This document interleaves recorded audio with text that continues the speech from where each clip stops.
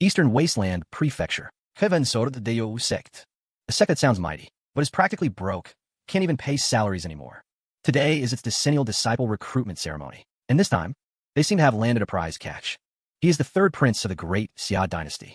Senior brother, Ha Ngao Thien. See that? That's the third prince, striding like a king, with an imposing bearing. This lad is truly the hope for our sect's rise. Not bad. This child has extraordinary talent, a promising future ahead. This kind of trash?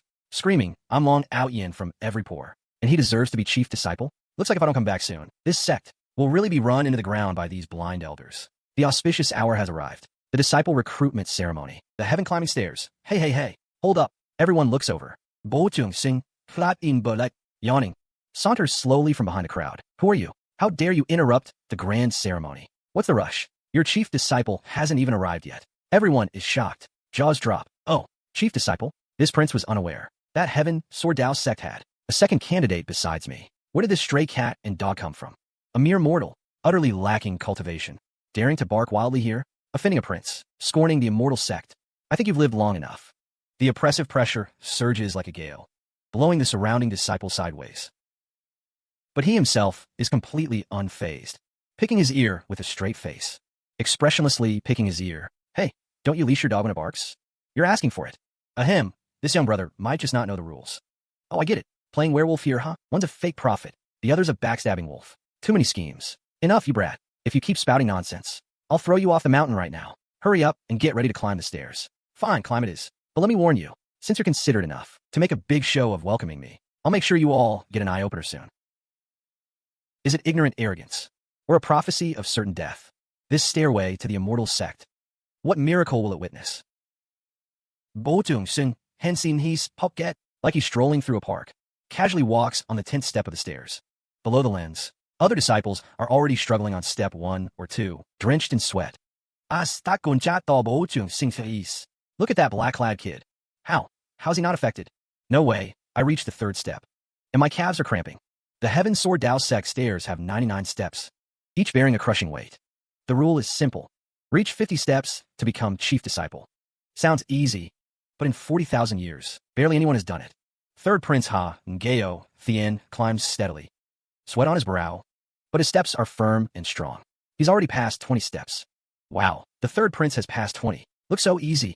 As expected of a prince, with his talent, dominating the world is just around the corner. See that, senior brother? Now that's a genius. Not like some smart-mouth brat. Fourth elder is mid-sentence, when he suddenly spots Chuang Xin's figure on a light screen, effortlessly catching up, and now teasing the third prince at the 30-something step. Too slow, your highness.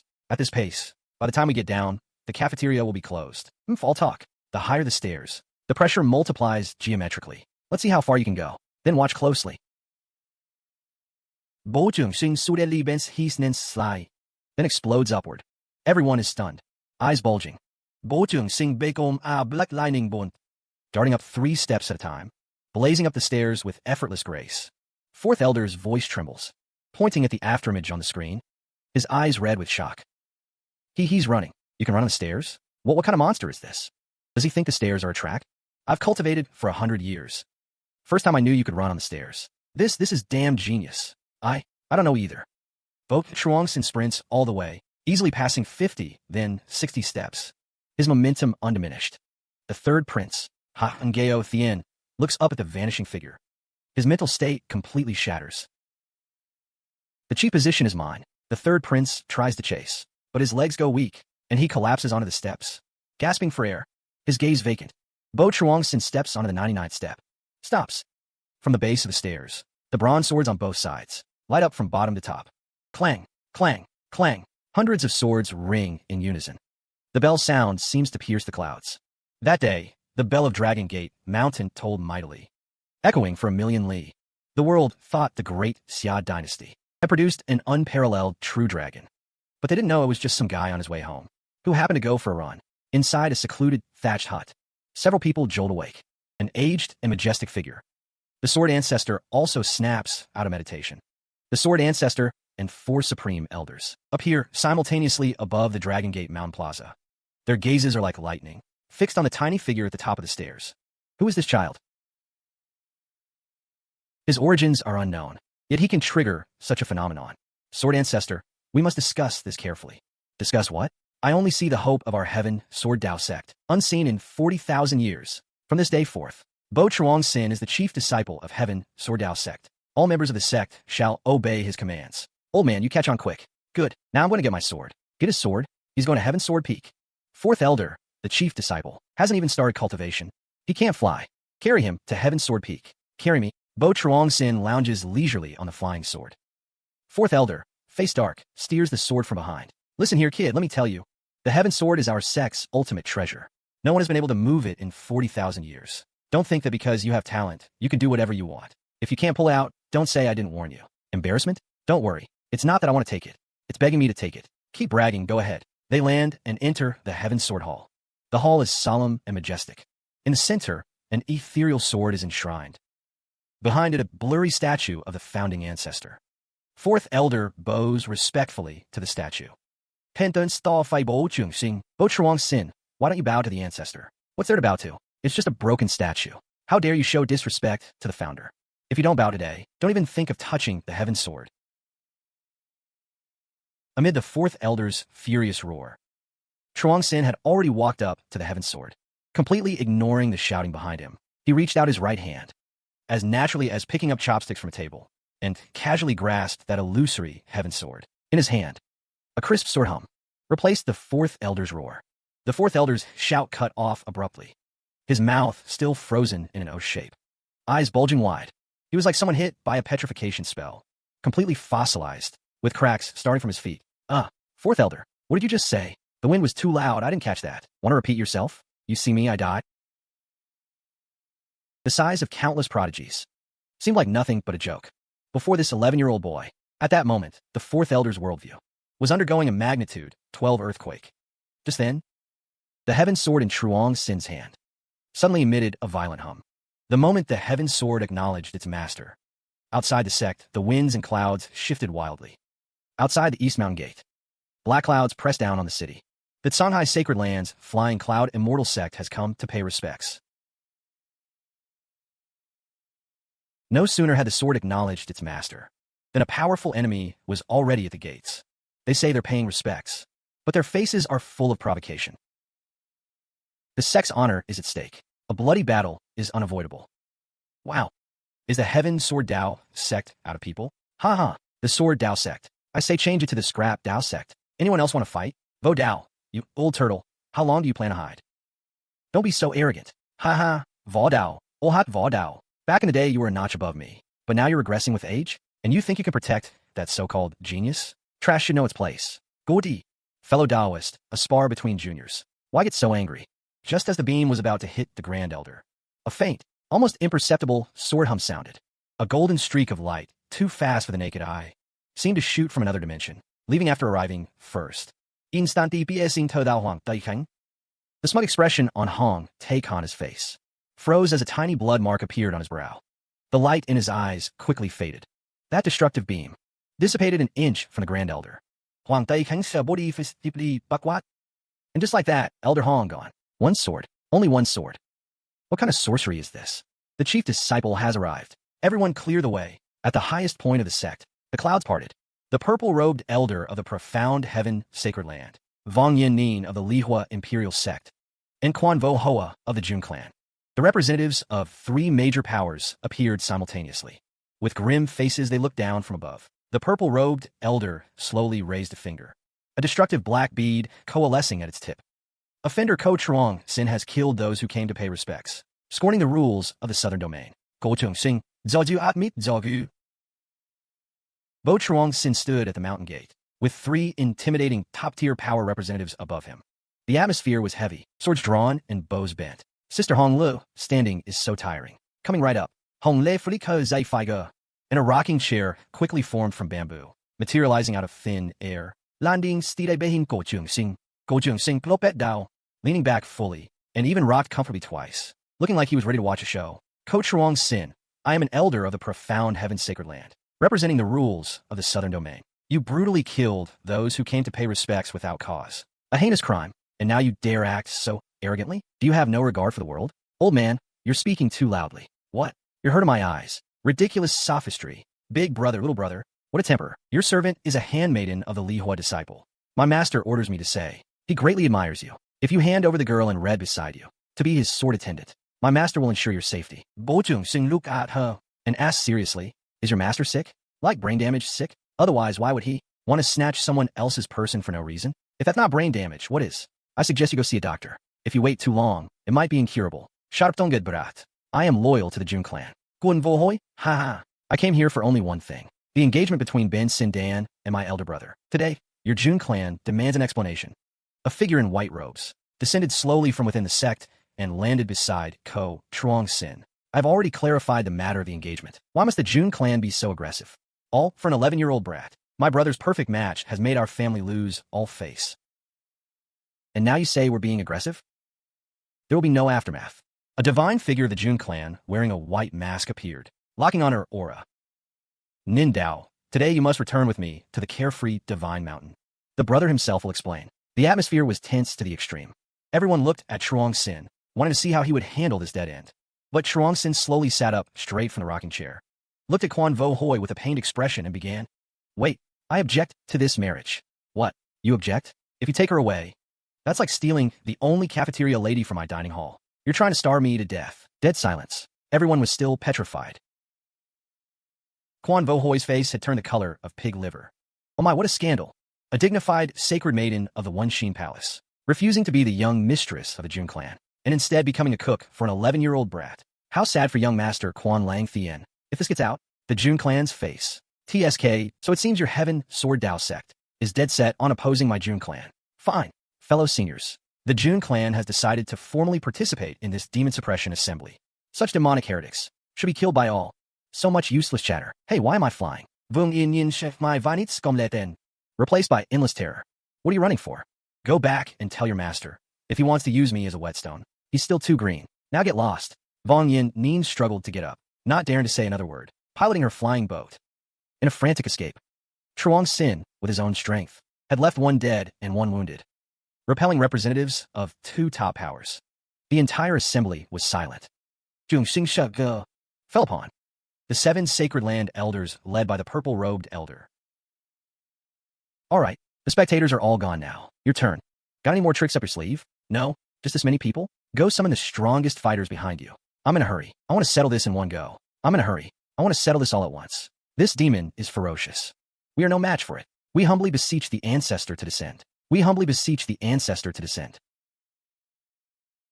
This is the last night before the decisive battle. The Allied forces have laid an inescapable net, cutting off every path of retreat. Yet, the deadliest danger often comes not from without, but from the rot within. Under the night sky, the Heaven Sword Dao sect bustles with tense preparations. Outside the sect, a massive net woven from energy slowly descends, enveloping everything. Bo Truong Sin lies on a rocking chair, eyes closed, resting. Hong Lu sits beside him, reading a book in meditation. Ao de Gol, Lu Jiqian, descend for them tes guy, landing not far away. His face bears an expression of loyal solemnity. Chief disciple, tomorrow's battle is fraught with peril. I have come here to protect you with my life and ensure your safety. Oh, then stand farther away. Don't block my absorption of moonlight essence. Chief disciple, you jest. Protecting you is my duty. Fifth elder speaks while drawing closer. At the closest distance, fifth elder's expression suddenly twists into savagery. A black dagger coated with poison condenses in his hand. He thrusts it lightning fast at Bo Truong Sin's heart. The instant the dagger is about to touch Bo Truong Sin, the jade ring on his wrist emits a golden light, forming a miniature shield. The poisoned dagger crashes against the shield and shatters into pieces instantly. Fifth elder spits out a mouthful of old blood. As if struck by a 10,000-ton hammer, he flies backward. His body loses all life before it even leaves midair, and crashes heavily to the ground. Bo Truong Sin never once opened his eyes throughout. He merely turned over impatiently. Fourth elder and the others rush over at the commotion, shocked at the sight of fifth elder's corpse. Fifth, he's a traitor, just as everyone thinks the mole has been dealt with, and breathes a sigh of relief. On the light curtain of the Heaven Sword Dao sect's Grand Protection Formation, the area corresponding to Earth Sword Peak is suddenly torn open from within, a massive gap. Second elder withdraws his hand, his expression indifferent. Facing the allied forces pouring in, he declares loudly, I am of the Azure Sky Holy Land, master of the Enforcement Hall. Follow me, kill. The flames of war have reached their doorstep. Screams are now right beside them. The traitor's betrayal and the enemy's frenzied assault have pushed the Heaven Sword Dao sect into an absolute dead end. And it is this very clamor that finally wakes the one who should never have been disturbed. Bố Trường Sinh opens his eyes. No anger, no panique. That calm wall-like gaze seems to declare the real game has only just begun. Finally couldn't hold back, A bunch of impatient rubble, the allied forces, surge into the sect like a tide. The Heaven Sword Dao sect disciples fight desperately, but suffer heavy casualties. Their defensive line retreats step by step. The entire sect is engulfed in flames, falling into utter desperation. Hold the line. Not a single step back. Behind us is our sect. Kill 1, break even. Kill 2, you're ahead. Although Xiao Shi is extraordinarily talented, he has yet to begin cultivation. Facing such a massive army, attack or defense, it's hopeless. So noisy. Can't you let a guy get his beauty sleep? That is the celestial sword, the sect's dormant treasure of 40,000 years. A divine weapon that belongs to him alone. With a sword light passes, all things turn to ash. A divine miracle descends. The battlefield instantly falls into deathly silence. Only the wind and the heavy gasps of the Heaven Sword Dao sect disciples remain, yet. The enemy still floods in madly. The follow-up troops, witnessing this miraculous sight, are all frozen in terror. Monster! Ha ha ha! Monster! Run! We've won! It's the chief disciple. The chief disciple has acted. It's a god. A divine miracle has descended. Amid the deafening cheers, Bố Trường Sinh, Wheat Hong Lei and Ning Zhao rides the wind, rising slowly from Dragon Gate Mountain, finally hovering above the sect entrance, appearing before everyone. Bố Trường Sinh looks down at the routed allied forces below and at the high-ranking enemy above. Dumbstruck, who said you could leave? Just then, a presence, 1,000,000 times more terrifying than all the pressure combined before, descend from the edge of the heavens. The sky is torn apart. 7 colossal Dharma avatars, like gods and demons, slowly reveal their true forms from the rift. Their gazes make the entire world tremble. The ancestors have descended. Bố Trường Sinh, dojoanime es.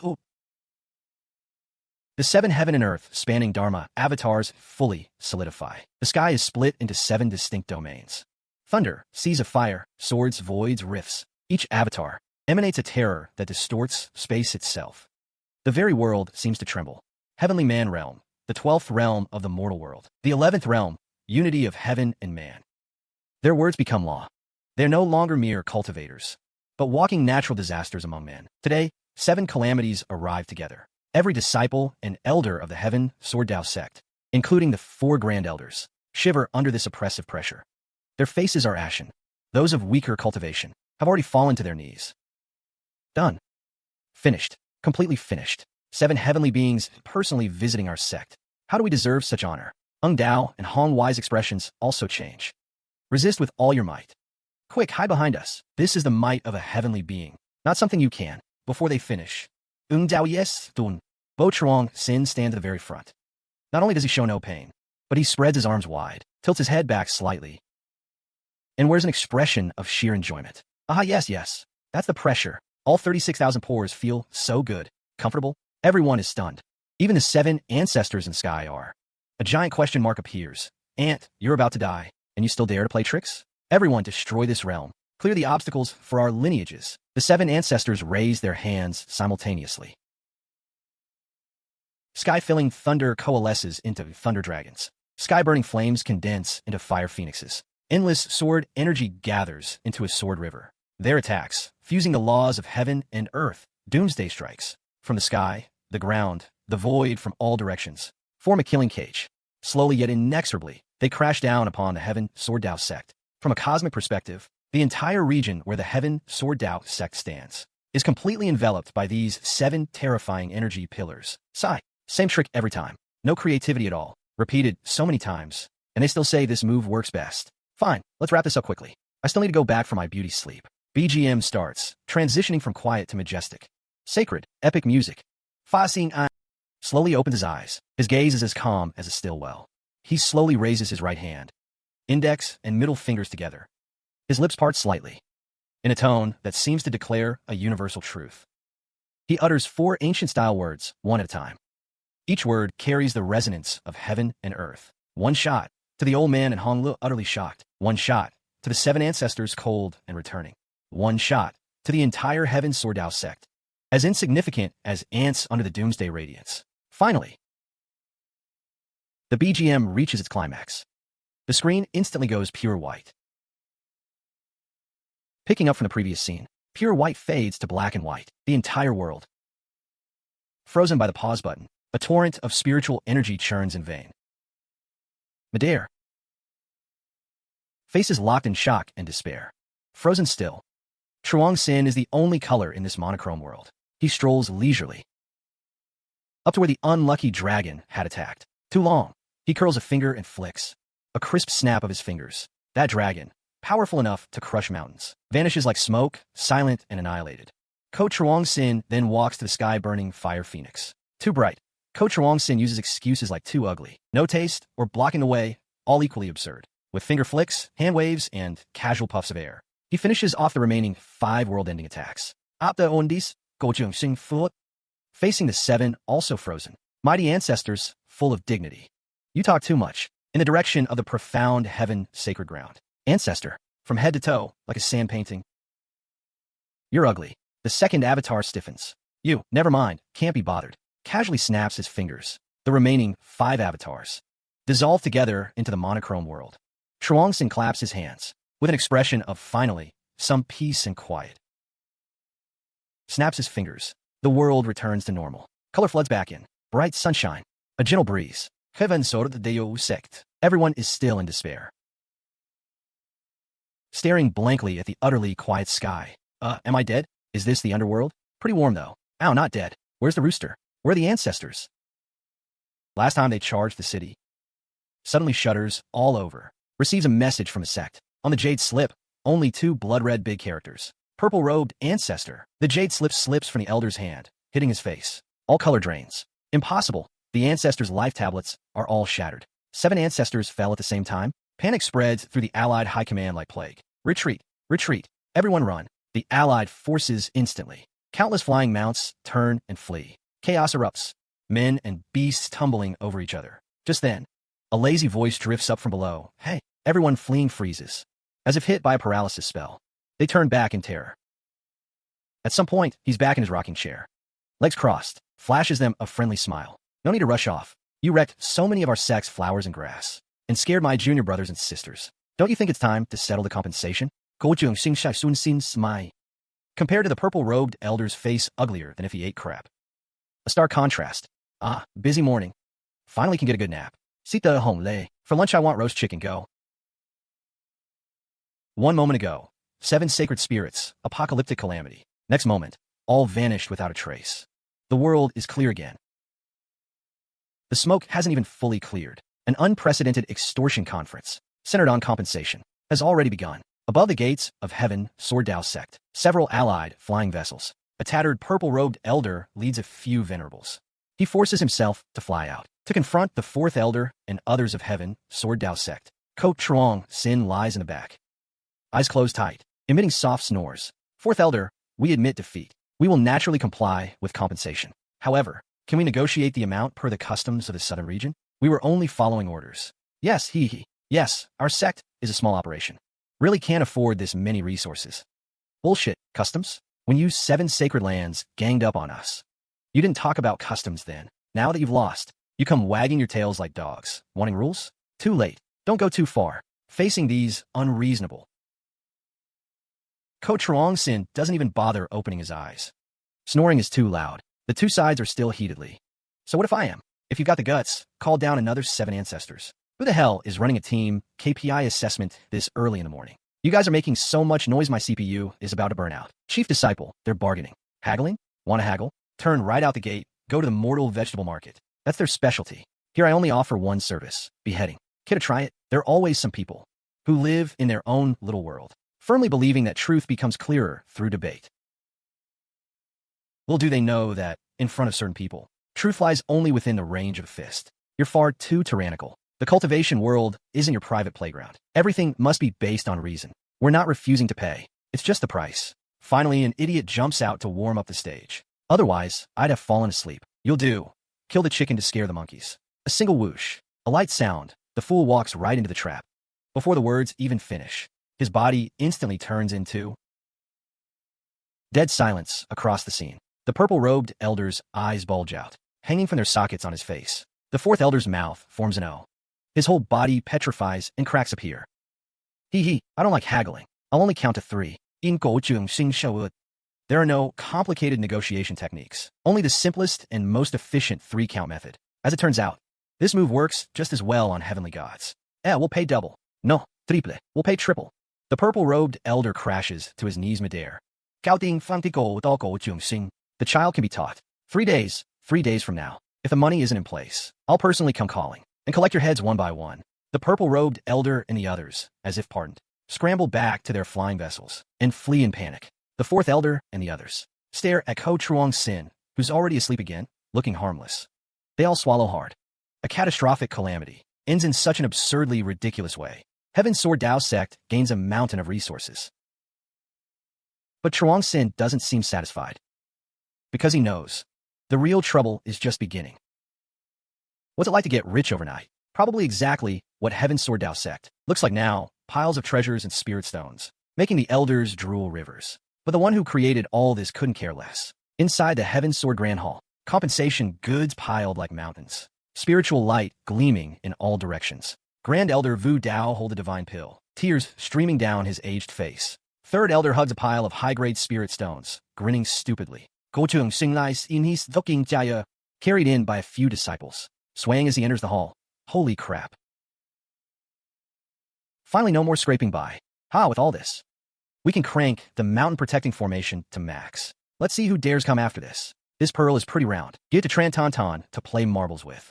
Chief Disciple, spare that pearl. That's the ocean-calming divine pearl. Ancient divine artifact. Then tell him to be careful when playing with it. Don't smash the flowers and grass on the roadside. Behind Longmin Mountain, descended from the sky with a dark scowl. Kid, the sex matters are settled. Now I need to talk about you. When exactly are you going to start cultivating? Fourth Elder, you're so eager to let me slack off? Is it because you're afraid you can't beat me later and lose face in front of your disciple? I'm doing this for your own good. No matter how talented you are, it's useless without cultivation. Seek, fine. But before we start cultivating, I need to teach you something useful first. Otherwise, you're too noob. How will you protect? Who said I'm noob? Come on, learn the sword flight technique for me. First move, frog leap. Sink your chi into your dantian. His body traces a bizarre arc in the air and lands softly. Leap? Are you mocking me, old man? If you're noob, practice more. Look, you haven't even leaped yet, and your face is already twisted. Learn or not? If not, I'm going back to sleep. The look. Wronged? Like hell I believe you. This kid is really weird. Try it then? Fine, I'll try. He leaps upward and actually leaves the ground by 3 feet, hovering in the air for a moment. A strange circulation of spiritual energy flows through his body. Holy crap, it actually works. My sword flight speed seems a bit faster. Told you you're noob, but you didn't believe me. Go play by yourself. Don't disturb my sleep. 1 month later. Holy Domain. 2 Saint Realm experts from the Demon Pearl are being chased by the fourth Elder. The 2 Saint Realm experts are flying on swords. Perfect posture. He is not flying on a sword. Instead, his legs are slightly bent. In the air, in an extremely ridiculous posture, hopping and skipping. Yet his speed is ghostly fast. He easily caught up to us. Why is it so bizarre? It seems to subtly match space jumping. This is the unsurpassed secret of our sect. The ultimate emotionless frog-hopping art. Junior, prepare to die. From then on, a bizarre movement technique called the frog-hopping style began to quietly spread in the cultivation world and was classified as a forbidden technique by all major sects because the posture was simply too indecent. The entire sect is striving to restore its reputation. Only the chief disciple still indulges in sleeping, eating, and sunbathing. Finally, even the usually aloof sect leader Thokbat Tun can't sit still. Coach Chuang Sin, tomorrow the entire sect moves to carefree Divine Mountain. Are you serious, Master Sister? That question is really low level. When have I ever not been serious? Except when sleeping. Do you know that although the Jun clan is destroyed, carefree Divine Mountain has become a place of trouble? All the major imperial sects are eyeing it covetously. I know, isn't that perfect? Saves us the trouble of seeking them out one by one. Master Sister, let's not talk about moving first. Olwood told you before he left to give me that thing. The thing? I don't know where it is. You have its smell on you. Haha. Master Sister, you didn't eat it because you were craving it, did you? Nonsense. I get it, I was just saying. You a peak heavenly god level powerhouse. Every day suppressing your realm, not ascending, like you're constipated. So you've been nurturing it with your own body. In this information war, Chuang Sin, with just a glance, A single move easily stripped away the sect leader's sisters. Multiple layers of disguise. Who are you really? I am someone you cannot afford to offend. All right, we move tomorrow. It's settled. The sect leader's little secret was exposed by Mac 10, and Coach Ruang Sin seems to be hiding an even greater scheme. Returning to carefree Divine Mountain. Is it a glorious return to their homeland? Or walking right into a trap? At the chief disciple's command, the Heaven Sword Dao sect, this sect that has barely survived for 40,000 years in the southern domain, finally set foot on the road home. Although the road home seems a bit more ridiculous than imagined. Little Truong Sin, scouts report, outside carefree Divine Mountain. The forces of the 8 imperial sects have already gathered. Are we really going to force our way in? Forcing our way in is so uncool. Don't worry, we'll take a shortcut. VIP pass. Senior brother is right. Screw them. Weren't you disbanded? Why are you following again? Sect leader, you are mistaken. I was born a member of Heaven Sword Dao sect, and in death, a ghost of Heaven Sword Dao sect. I swear to follow to the death. Senior brother, your loyalty is high. I'll give you an excellent performance rating this month. Coach Ruang Sin leaves the main force to Royal Granary City, but heads straight for the forbidden area in the city center, the Royal Granary Tower. The cultivators on the street see this scene and hastily dodge in fear. Are they crazy? Going to the Royal Granary Tower of all places? That's a forbidden area. Anyone who approaches dies. Quick, stop them. If they disturb the Lord inside, the whole city will pay for it. Young master, the teleportation platform is ready. We can depart anytime. See? VIP passage. Keep up. Don't fall behind. The teleportation fee is expensive. I've come to Royal Granary City 800 times. First time knowing there's a teleportation platform inside. In front of Ko Truong Sin, the so-called forbidden area is just his private airport.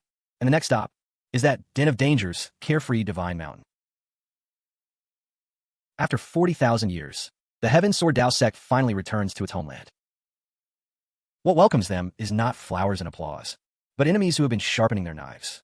At the forefront, the Holy Lord of the Jun clan stands with hands behind his back. Ha!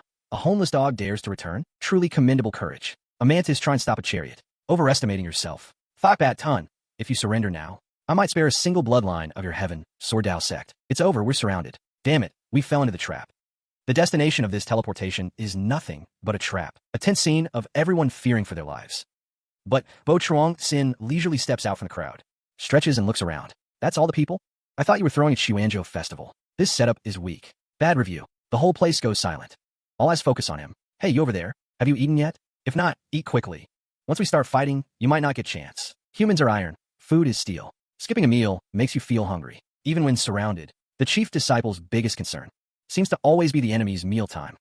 Haha, what an arrogant bastard. On the brink of death and still sharp-tongued. Kill them all. Heaven's Sword Dao sect. The word kill had just left his mouth when Truong Sin, utterly bored, raises his hand and snaps his fingers with a crisp sound. The Holy Lord of the Jun clan. His words suddenly stop. The angry expression on his face freezes instantly. He feels his body become light.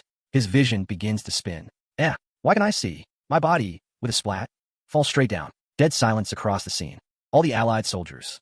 Faces still fierce before charge. Now all turn to stone. Saintly Lord, oops, sorry, slipped. You lost your pillar. Who's in charge now? Pick a chief to talk to me. Jun Saint's death lit the fuse. 9 feathers immortal sect hidden. Finally showed sharpest fangs. Saints descend. Disciple fails. Humbly invites saints to descend. To purge evil for us. Sky torn apart instantly. 13 sacred pillars crashed down. In each pillar, a towering deity appeared. Celestial avatar overlooking all.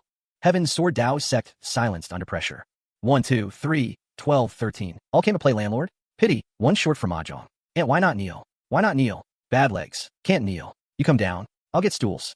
Clearly, this chief never heard of reverence. How to spell it? Busta D. Impossible. Hey, said don't fight. Why not listen? Naughty kids get spanked. Mistakes get punished. That's the rule. Line up. One by one. Gojung Sing Fini. Jade bracelet flashed gold. One saint's avatar hadn't reacted. Before exploding. Into sacred light rain. Scattering down. Next, 12 saints shocked. Struck together. Heaven and earth lost color. Laws collapsed. 12 world-ending attacks. Zennet on Gojung Sing. All at once. Saves time. He raised hand. Glanced at sky. Entire sky. With 12 saints' avatars and attacks. Shattered like mirror. Turned to nothing. Fall Gojung Sing. Easier than eating. Today he'd redefine rule. For cultivation world. Last saint became Earth's nourishment. Carefree Divine Mountain got true master. This earth-shattering homecoming ended with a comma. But remaining 9 domain sects will attack. You alone in mortal world. We worry. Go ahead. I'll find you a backer. Is he always this casual? Get used to it. Get used to it. Saint Domain, desolate town entrance. Godanime, apo. Under big locust tree lay. An ordinary, yellow mongrel dozing. Hey, Big Yellow. Wake up, Greek guests. Woof. Who dares trespass? Calling you Big Yellow is polite. Bark again, you're hot pot tonight. Matsudo, Lito Jungsing. Sure this is a backer? Not rations? How dare? I am outstanding Changlin Weiwu Shun. Supreme Heavenly Emperor. How dare you? Shut up. Ignore him. He's crazy. He's your Saint Domain. Heaven sort of Sect is guardian beast. Use his name in trouble. Doesn't work? Come to me. Remaining sect got strongest watchdog. And a new legend would soon unfold. On this broader land. Under Chief's wise leadership. Heaven's Sword Dao sect entered fast lane. But for Chief himself, peace was dull. Until a new toy appeared. Big Senior Brother, Soul Seed, one of 13 forbidden zones. Open Han Thien realm. Great fortune inside, but many strong cultivators. We're afraid. Fear what? New game server. Come, don't be shy. One each, go grind XP. What technique is this? Soul-severing art? I've cultivated 1,000 years. Never heard of it. Oh, just created. Still warm. Counter soul bodies. Inside, you'll be unstoppable. Just created? Creating techniques? As easy as eating? Where's this bumpkin from? Dare steal kills from Saint Sun? D. Evil soul beast. Soul controlling art. Ha ha ha. Who else? So this is following Big Senior Brother? So awesome. How the end, what are you doing? So slow. We cleared 3 zones. Hurry up. Don't hold us back. Soon in Red Heaven Realm, a legend spread. Never provoke. Lunatics in Heaven Sword Dao Sect robes. You never know. What move they'll one-shot you with. Heaven Sword Dao Sect is bullying spark outrage. A vigorous anti-cheat campaign unfolded in Han Thien Realm. They didn't know. The biggest cheat just went online. Han Thien Realm, Mountain Forest. A coalition of hundreds gathering. Gojung Sing Ming Gai. Looking like curious child. Brothers, Heaven Sword Dao Sect is tyrannical. Monopolizing resources. Inciting wrath. Today we enforce justice. Little brother, don't fear. Stay close. With this senior, we'll kill gods. Alliance leader. Who is that senior? Looks so powerful. His appearance. That's the great Earth reincarnator. Seni Ochen Tangde. Ahead, Lam Tu Hoa and others surrounded. Found remnants. Right ahead. Brothers, charge. Ayes Gachat. Gojung Sing. Slowly walked out from Alliance. Puset Terao. Stood Befolum Duhua. Big Senior Brother. Battlefield fell silent. Alliance leader slammed Brak. Almost tripped. As senior you. Aren't you on our side? Ah, Foguantro. I'm Gojung Sing. Chief disciple of Heaven Sword Dao Sect. You never asked. Greatest distance is not life and death, but the ace teammate you thought, being the other side's final boss. Just then, Jentangde Det Sende. Terrifying pressure suppressed all. Submit or die. Luthiot true and others suppressed. Unable to move. Faces pained. Hey you, can you lower your voice? Hurt my ears. Recite true name. Fall into hell. Ant not worthy. Yeah, got it. Jentangde, you're so noisy. Gojung Sing Thai Set Han. Lai Di Plets Dao Dao Wat Jentangde. Pe In Bin Sin Jentangde. Didn't even have a chance to react. His entire soul body instantly flattened into a thin 2D paper cutout. Like a poster. Slapped onto the ground with a smack. I told you to keep your voice down. Why won't you listen? So rude. Sao Si Jentangde Set Cultivation Tiamba. He sat cross-legged, but there were no scrolls or books around. Only a table. On the table, laid out rows of small paper figures in various shapes. Soldiers, palaces, and dancing fairies. Dude, so this is the 2D world. Not only is there depth, but also transformation of existence and form. Gojung Sing. That palm strike of yours was an insult or a demonstration of a concept I've never understood. The great Tao of dimensional reduction. He picked up a sheet of paper with ancient characters written on it. Turned the paper figure sideways. It became a line held before his eyes. He examined it closely. Could these 2 dimensions contain senior ancient secret? Jentangde stood up nevao sin and bowed deeply to the paper slice. Senior ancient is truly a celestial being. Please accept my bow. The storm in the Han Thien realm seemed to subside with Tran Ton Des paperization and came to an end, but the trap laid by Soul Seed had only just lifted its true veil. Final trial. Soul Heaven Steel descends. In the center of the Soul Heaven mirror, a colossal steel reaching heaven and earth rose from the ground. It was the Soul Heaven Steel. Countless powerful experts gathered around. The Divine Sky's sacred body, Q-Bat fam, had just finished testing. 10 rings of light blazed on the Han Thien steel. Worthy of our sect's sacred body. 10 tremors. Unmatched in this age. It seems the legendary 13 tremors are after all just an unattainable legend. Just as everyone was discussing, Honglu silently stepped out from the Heaven Sword Dao Sect's formation. She came before the Han Thien steel, expressionless. Facing the giant steel, She threw a seemingly feather-light punch. 13 dazzling rings of light instantly burst from the Han Thien steel, like ripples sweeping across the entire scene. Dead silence fell. The smile on the divine sky Dao Sect elder's face froze instantly, like a statue. See that? That's what you call professional. Senior sister Hong Lo. That punch looked like she didn't even try. No kidding.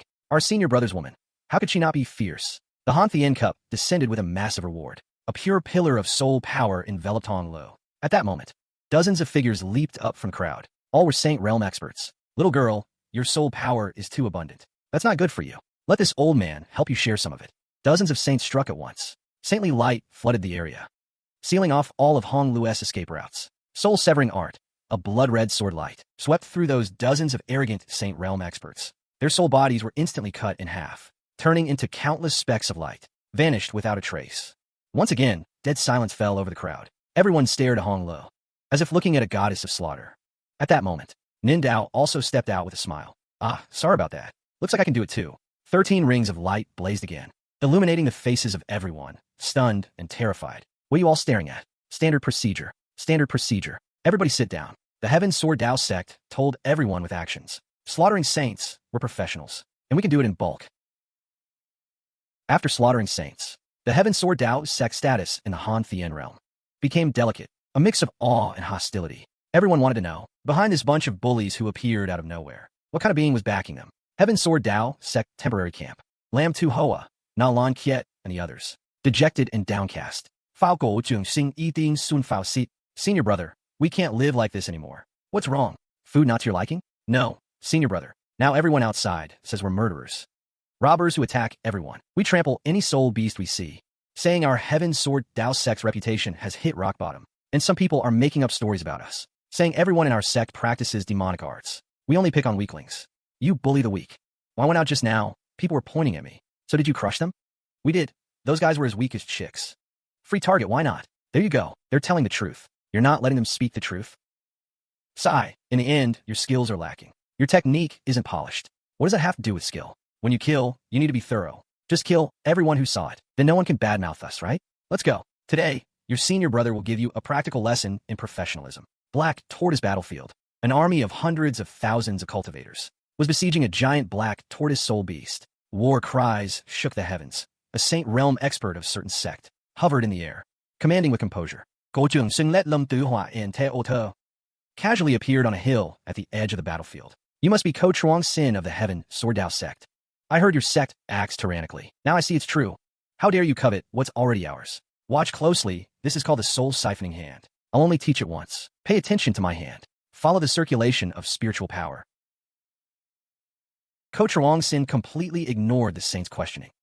Facing the hundreds of thousands of troops below, and the continuous mountain range beneath their feet, he opened his palm and gently clenched it. The whole world seemed gripped by an invisible giant hand. That saint expert discovered in horror. His body uncontrollably flew into the sky. Then the hundreds of thousands of troops behind him, along with the massive mountain range under their feet, were all, by an irresistible force, ripped from the earth and sucked up into the sky, thousands of meters high. In the sky appeared a sphere, composed of people, soul beasts, rocks, and earth.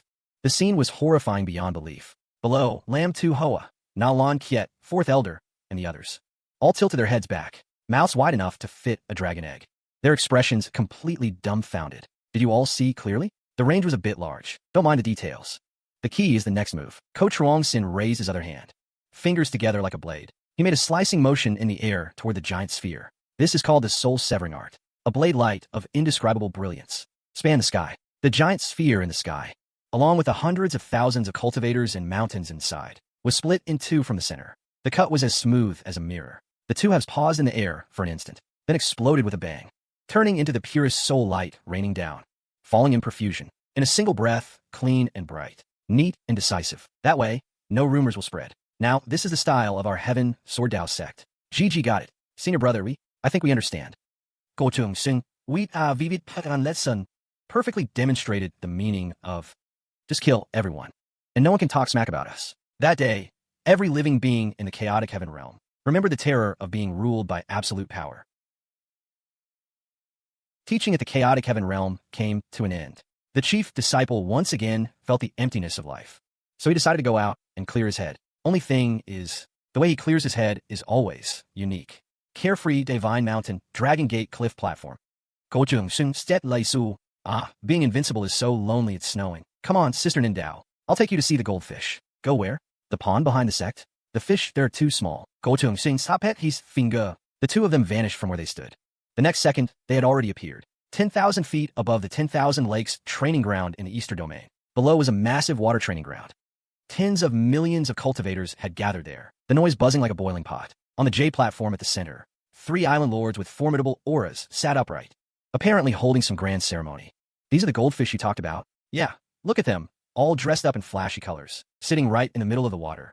Aren't they just a bunch of multicolored koi?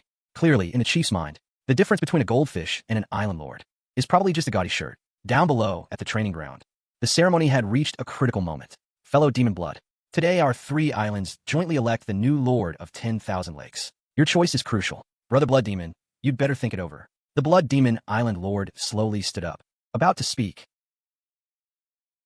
When at that very moment, Gochung Sing and Ning Zhaoshe figure materialized out of thin air above the jade platform, interrupting the ceremony. Who are you? Why do you disturb our 10,000 Tiger Islands centennial ceremony? Tens of millions of gazes from the crowd. Instanti forced on Gochung Sing. The Blood Demon Island Lord, having been interrupted, a flicker of displeasure crossed his face. Sir, you are far too disrespectful to my 10,000 tiger. The Blood Demon Island Lord didn't finish his sentence. Gotung Sungung set at him, reached out a finger from across the space, and lightly tapped. Under the horrified eyes of tens of millions of cultivators, the powerful Blood Demon Island Lord's body suddenly swelled up without any warning, and then with a bang, exploded into a sky full of red mist. The entire crowd of cultivators let out terrified screams, and the scene instantly spiraled out of control. On the Jade platform, the Star Island Lord and Hibiscus Island Lord were splattered with blood. Utterly petrified, they stood frozen on the spot. Don't panic. Let me introduce myself first. I'm Gochung Sing, a passing righteous buddy. I heard someone here is secretly practicing demonic arts, corrupting the atmosphere. I specially came to check you out. You're spouting blood. We didn't. No? Then how'd he pop? See? He blew himself up out of guilt, didn't he? Gochung Sing all plain and unadorned. But the special effects that come with them are always so breathtaking and terrifying. Killing people over a disagreement made the 3 island lords realize this was their turf.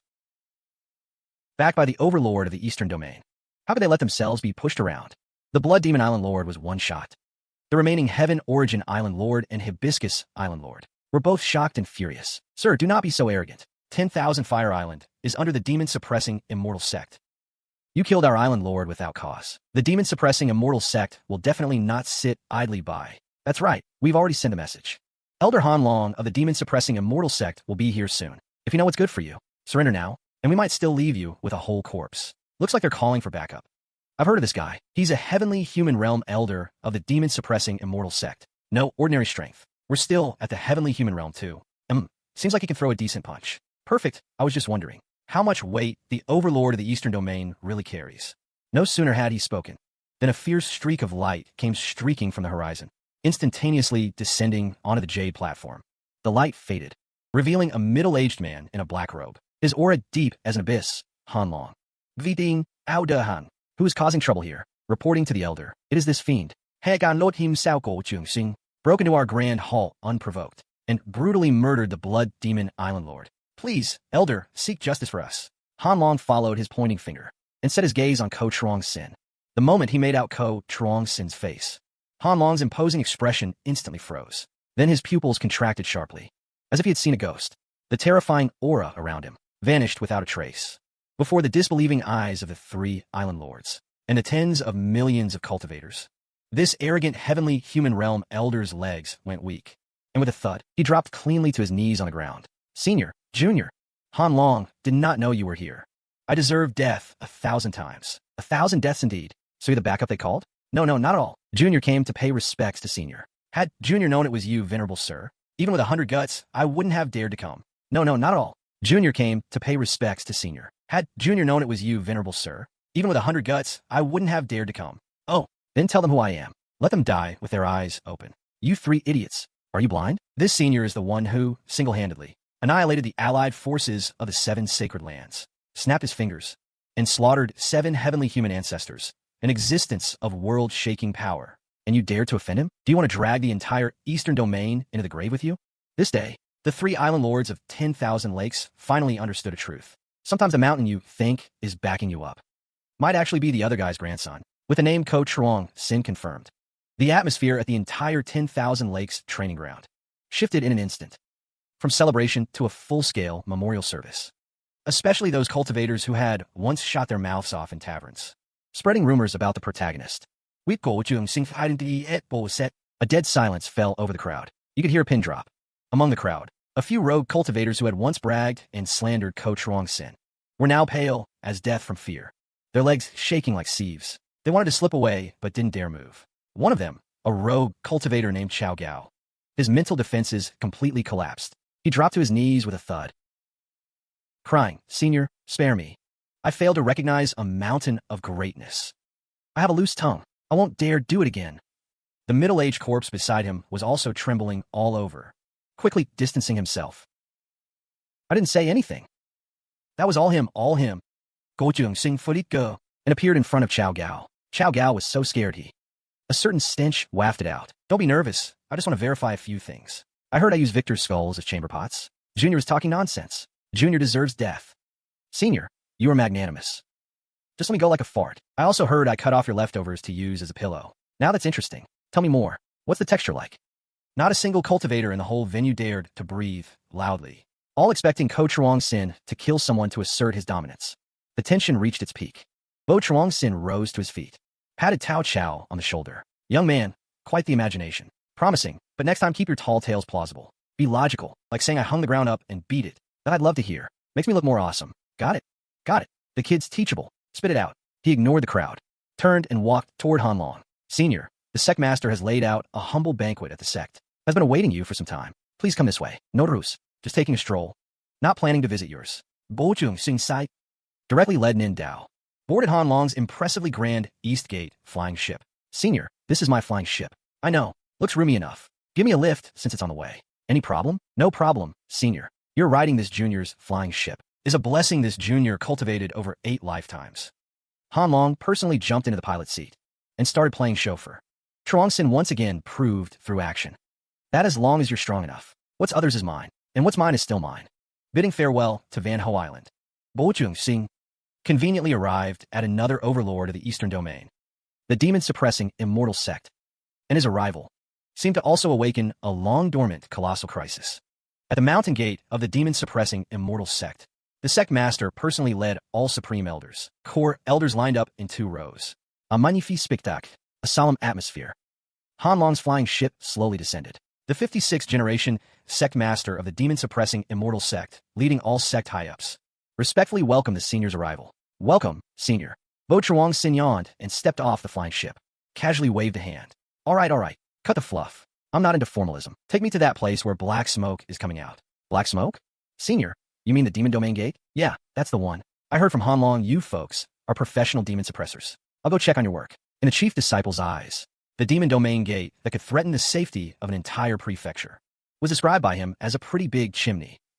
Everyone arrived before the demon domain gate. This was a colossal spatial rift, bound by countless holy artifact chains engraved with runes. Yet still traces of demonic chi seeped out.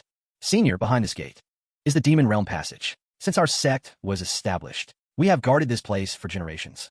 Crack, the sound of chains snapping. Crack, before the words even faded. The holy artifact chains binding the rift began snapping one by one. Alarms blared. An unprecedented torrent of pitch-black, terrifying demonic energy erupted like a volcano, violently gushing from the demon domain gate. "Oh no, it's the highest grade extermination level demon disaster. Quick, deploy the sect's sacred artifact. It's over. The sacred artifact can't hold it. Heaven is dooming our demon-suppressing immortal sect. Senior, retreat quickly. This place is dangerous. Don't let the demonic energy touch you." Amid the backdrop of everyone fleeing in terror, Bố Trường Sinh ingot onwaning, and instead stepped forward. Facing the surging demonic energy, he strolled leisurely, step by step, toward the demon domain gate. Environmental pollution.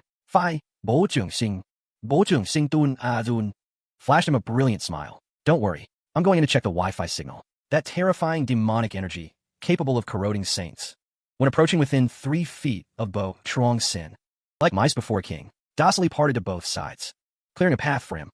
Bố Trường Sinh sha si lao. Thus, amid the awe and shock, and incredulous stares, disappeared into that pitch-black abyss, while others fear the abyss. Bố Trường Sinh cares if the abyss has internet. Behind the abyss, what earth-shattering secret lies hidden?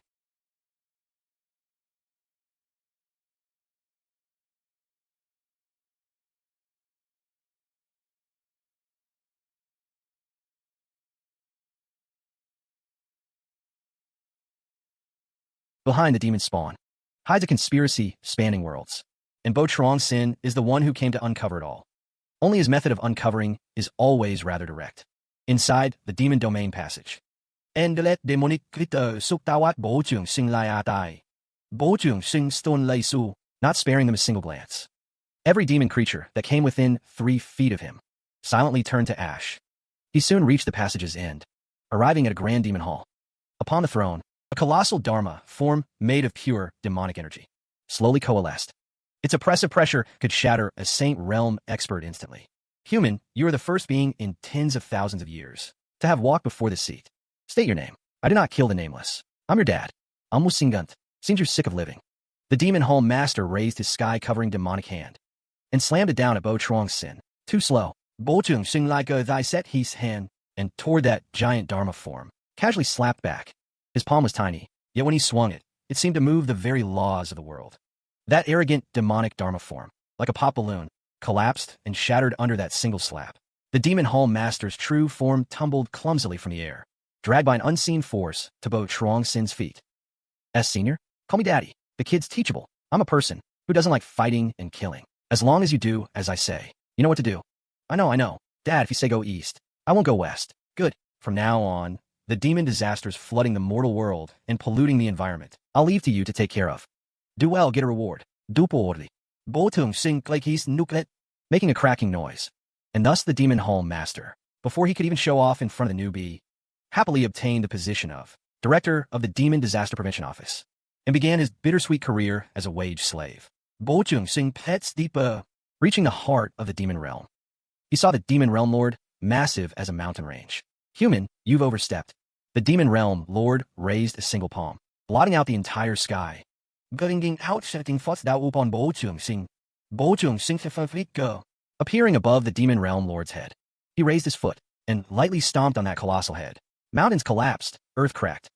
The mountain-sized demon realm lord was, by the force of that one stomp, stomped deep into the ground, leaving only a giant head, exposed, unable to move. I ask, you answer.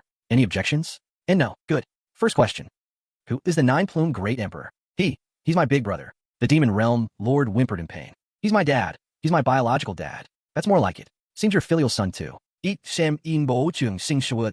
Seniority issues can always be resolved through physical means. In a friendly and uniform manner, the mantis stalks the cicada. The oriole waits behind, while Trường Sinh was deep in the demon realm having friendly consultations. A so-called child of destiny, Deep Than, also quietly followed in with his old grandpa. He thought he was the mantis's prey. But this is a crocodile pit. Under the sole protection of his master, the heaven-piercing supreme, Deep Than carefully sneaks into the demon realm passage. Trường Sinh ahead. I'll seize his great Tao Saint script. Rest assured, disciple. This place is full of demons. Wait until he and the demons have both worn each other out. Then you can reap the fisherman's profit. I've already obscured the heavenly secrets for you. No one will detect you. Before the words faded, demonic chi surged ahead. 81 demon lords in black armor, all at the Saint realm, lined up in 2 rows, and slowly walked out, surrounding Deep Than completely. The leading heavenly demon lord had even reached the supreme realm. He sized up Deep Than's master with interest. What's going on? Strange, why are they here? Ooh, what a handsome lad. Which master sent you? I'm a disciple of the 9-domain immortal sect. Master, the signal is bad here. Wind strong, I'm hanging up. Apple. Save me. Proof that, no matter how awesome an old master is, he still fears bad signal and being outnumbered. The heavenly demon lord looked at Deep Than's despairing face and nodded in satisfaction. Look at this soft, tender skin of yours. Ashamed to kill you. I've been studying human etiquette lately, so you'll stay in the demon palace and teach me. At the dining table of the demon palace, the heavenly demon lord was holding a lotus pinky, pinching a piece of bloody, unnamed meat, still dripping with blood, and elegantly placed in his mouth. Little leaf, is my dining posture elegant enough? Does it meet your human noble etiquette? Elegant? Then why aren't you eating? That's disrespectful to the host. If you eat, you'll be rude. Guards, Pour this delicacy down little Leaf's throat. Let him learn what table manners really mean. Several demon generals grinned and approached Deepthan. Deepthan stared at the hand reaching for him, and tears of regret streamed down his face. Inside the demon palace, the heavenly demon lord stood at the table, writing. Deepthan, black and blue, frowning, stood by grinding ink. Deepthan, you beast. Etiquette rule. No sounds while eating, but when chewing bones. The bones crack as soon as you bite. It inevitably makes noise. What to do? Should I deafen everyone before the meal? When meeting elders, smile and greet politely. Don't just ask what you're looking at. When drinking tea, use 3 fingers and curl your pinky to show elegance. Wash your hands after using the toilet. Don't wipe them on your robe. Why is he so distressed? From chosen one to etiquette beast of burden. Deepthan managed it in just one day. This might be the most profound and most flavorful practical lesson on his path of cultivation. Having dealt with the minor trouble in the demon realm, Bố Trường Sinh returned to the starting point of his journey. But he never expected that in a short time he was away. This place had gone from eerie and sinister to a massive, if you were the one live show. Before the Truong Sin Hall in Ghost City, a crowd had gathered. Powerful experts from all sides converged here. The atmosphere heated. A handsome demon with dragon horns held a rose carved from soul crystal and knelt on one knee before the door. Miss Toto, marry me. Just nod, and the entire North Dark Demon Realm will be your betrothal gift. As the words fell, a demon lord carrying a spike club, muscles bulging, kicked him away. Scram, pretty boy. Toto es mine. Look at these muscles. Marry me, and I'll show you what real security feels like. Inside the hall, Vanta watched the chaotic scene outside, her beautiful face frozen in coldness and impatience. Get lost, master. This is already the 36th wave of marriage proposals this month. Maybe you should cover your face again. If you don't, the threshold of my little shop will be trampled flat by these love-struck ghosts. How am I supposed to do business? It turns out that being too good-looking can sometimes be a heavy burden, especially in front of a bunch of single ghosts who haven't seen a beauty in tens of thousands of years. Just then, a powerful Saint Realm expert rudely pushed through the crowd and barged straight into the hall. A bunch of trash, little beauty, ignore them. Come with me, and I'll guarantee you'll eat and drink the best. A Saint Realm expert, ignoring the warning of the injured Yao, reached directly for Van Tatu's wrist. A foot wearing a straw sandal appeared out of nowhere, striking after but arriving first, with an afterimage, precisely kicking the Saint Realm expert in the face. That Saint Realm expert didn't even react, before his whole body flew sideways like a cannonball, crashing through 7 or 8 buildings, and disappearing at the edge of Ghost City. He patted the foot that had just kicked, as if it had touched something dirty. What trash is this? Dare touch my woman. Young Master Bo didn't look back at him, but turned around, his gaze sweeping over all the terrified suitors outside. His voice wasn't loud, but clearly reached every corner. I'll say it again. He pointed to Van Tu to beside him. See, Van Toto is under my protection. He looked around at everyone and grinned. Anyone object? Anyone not convinced? The Demon Realm Prince, the Demon Lord, and all the other experts were like ducks with their necks squeezed, frantically shaking their heads, their bodies involuntarily stepping back. No objections. Who would dare? Having chased away all the suitors, Ghost City finally returned to its usual tranquility. He finally began to handle his own business. All right, now let's have a meeting regarding the reconstruction and IPO plan of the Underworld. I'll just say a few words. Your Majesty, the Underworld has shattered, and reincarnation has been severed for 1,000,000 years. We really need to rebuild. Nonsense. It's a project I'm personally handling. Have there been any failures? Young Master, what do we need to do? From now on, you're the general contractor for Phase 1 of this project, responsible for recruiting ghost soldiers and Underworld officials, and maintaining order at the construction site. Blasting Foreman, you'll be the chief designer and art director, responsible for drawing the blueprints for the Bridge of Helplessness, the River of Forgetfulness, and the 18 levels of hell. As for style, let's go with a cyberpunk vibe. Cool. Chief designer, what is cyberpunk? A great project that will change the world order. It sounded like a makeshift village troop project kickoff meeting. But Your Majesty, Ghost City is lifeless, lacking vitality and support from the laws. It cannot serve as the foundation of the Underworld. If you needed a foundation, why didn't you say so earlier? He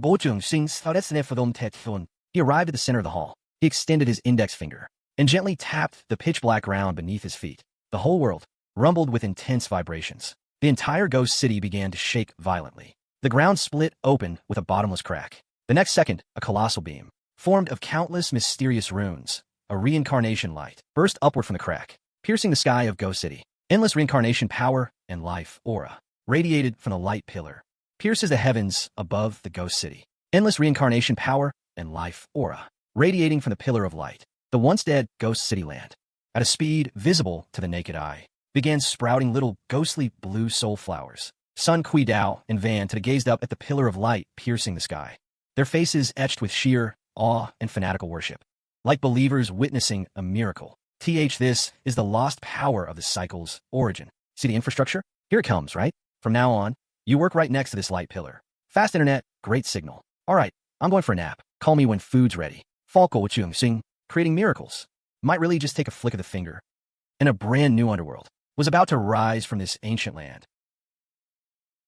The Underworld reconstruction project officially launched. Jung Sing knew the real troublemakers had only just arrived. Inside the Hall of Eternal Life, Chuangxin was lounging on his throne when a figure suddenly appeared out of thin air. With an extraordinary aura, it was the one who had been flattened into a paper doll back in the Chaos Realm. The Great Earth Reborn. Trantanda, I am the Soul Seed Envoy, sent by the Dominator to negotiate a cooperation with you, sir. Negotiate? What do I have to negotiate with you? I don't even know you. You should have seen me in the Chaos Realm, sir. Oh, it's you, paper doll. Recover pretty fast, huh? Stuck together pretty well. Sir, you are unworthy. Even when facing the Great Earth Reborn, the chief disciple always finds the others. Most shameful dark history. Sir, the Chaos Realm was created by the hybrid seed. The Dominator greatly admires your strength and wishes to share its secrets with you, to scheme great deeds together. If you're willing to cooperate, the hybrid seed's resources are at your disposal. Shared resources at my disposal? Sound good. But cooperation always has a hierarchy. And if you want to work with me, show some sincerity. What kind of sincerity does Sir desire? Ko Chuangxin pointed at the main entrance of the hall. I see my Hall of Eternal Life is missing a gatekeeper. I think you'd be perfect. Nisoha, stand right there. Quite intimidating. You guard the gate for me for 10,000 years, and I'll consider cooperating with your so-called Dominator. This is outrageous. I am the Great Earth Reborn. I'm giving you an opportunity here. So many people would kill to guard my gate. The line goes all the way to the next era. I might not even let them. See how good I am to you?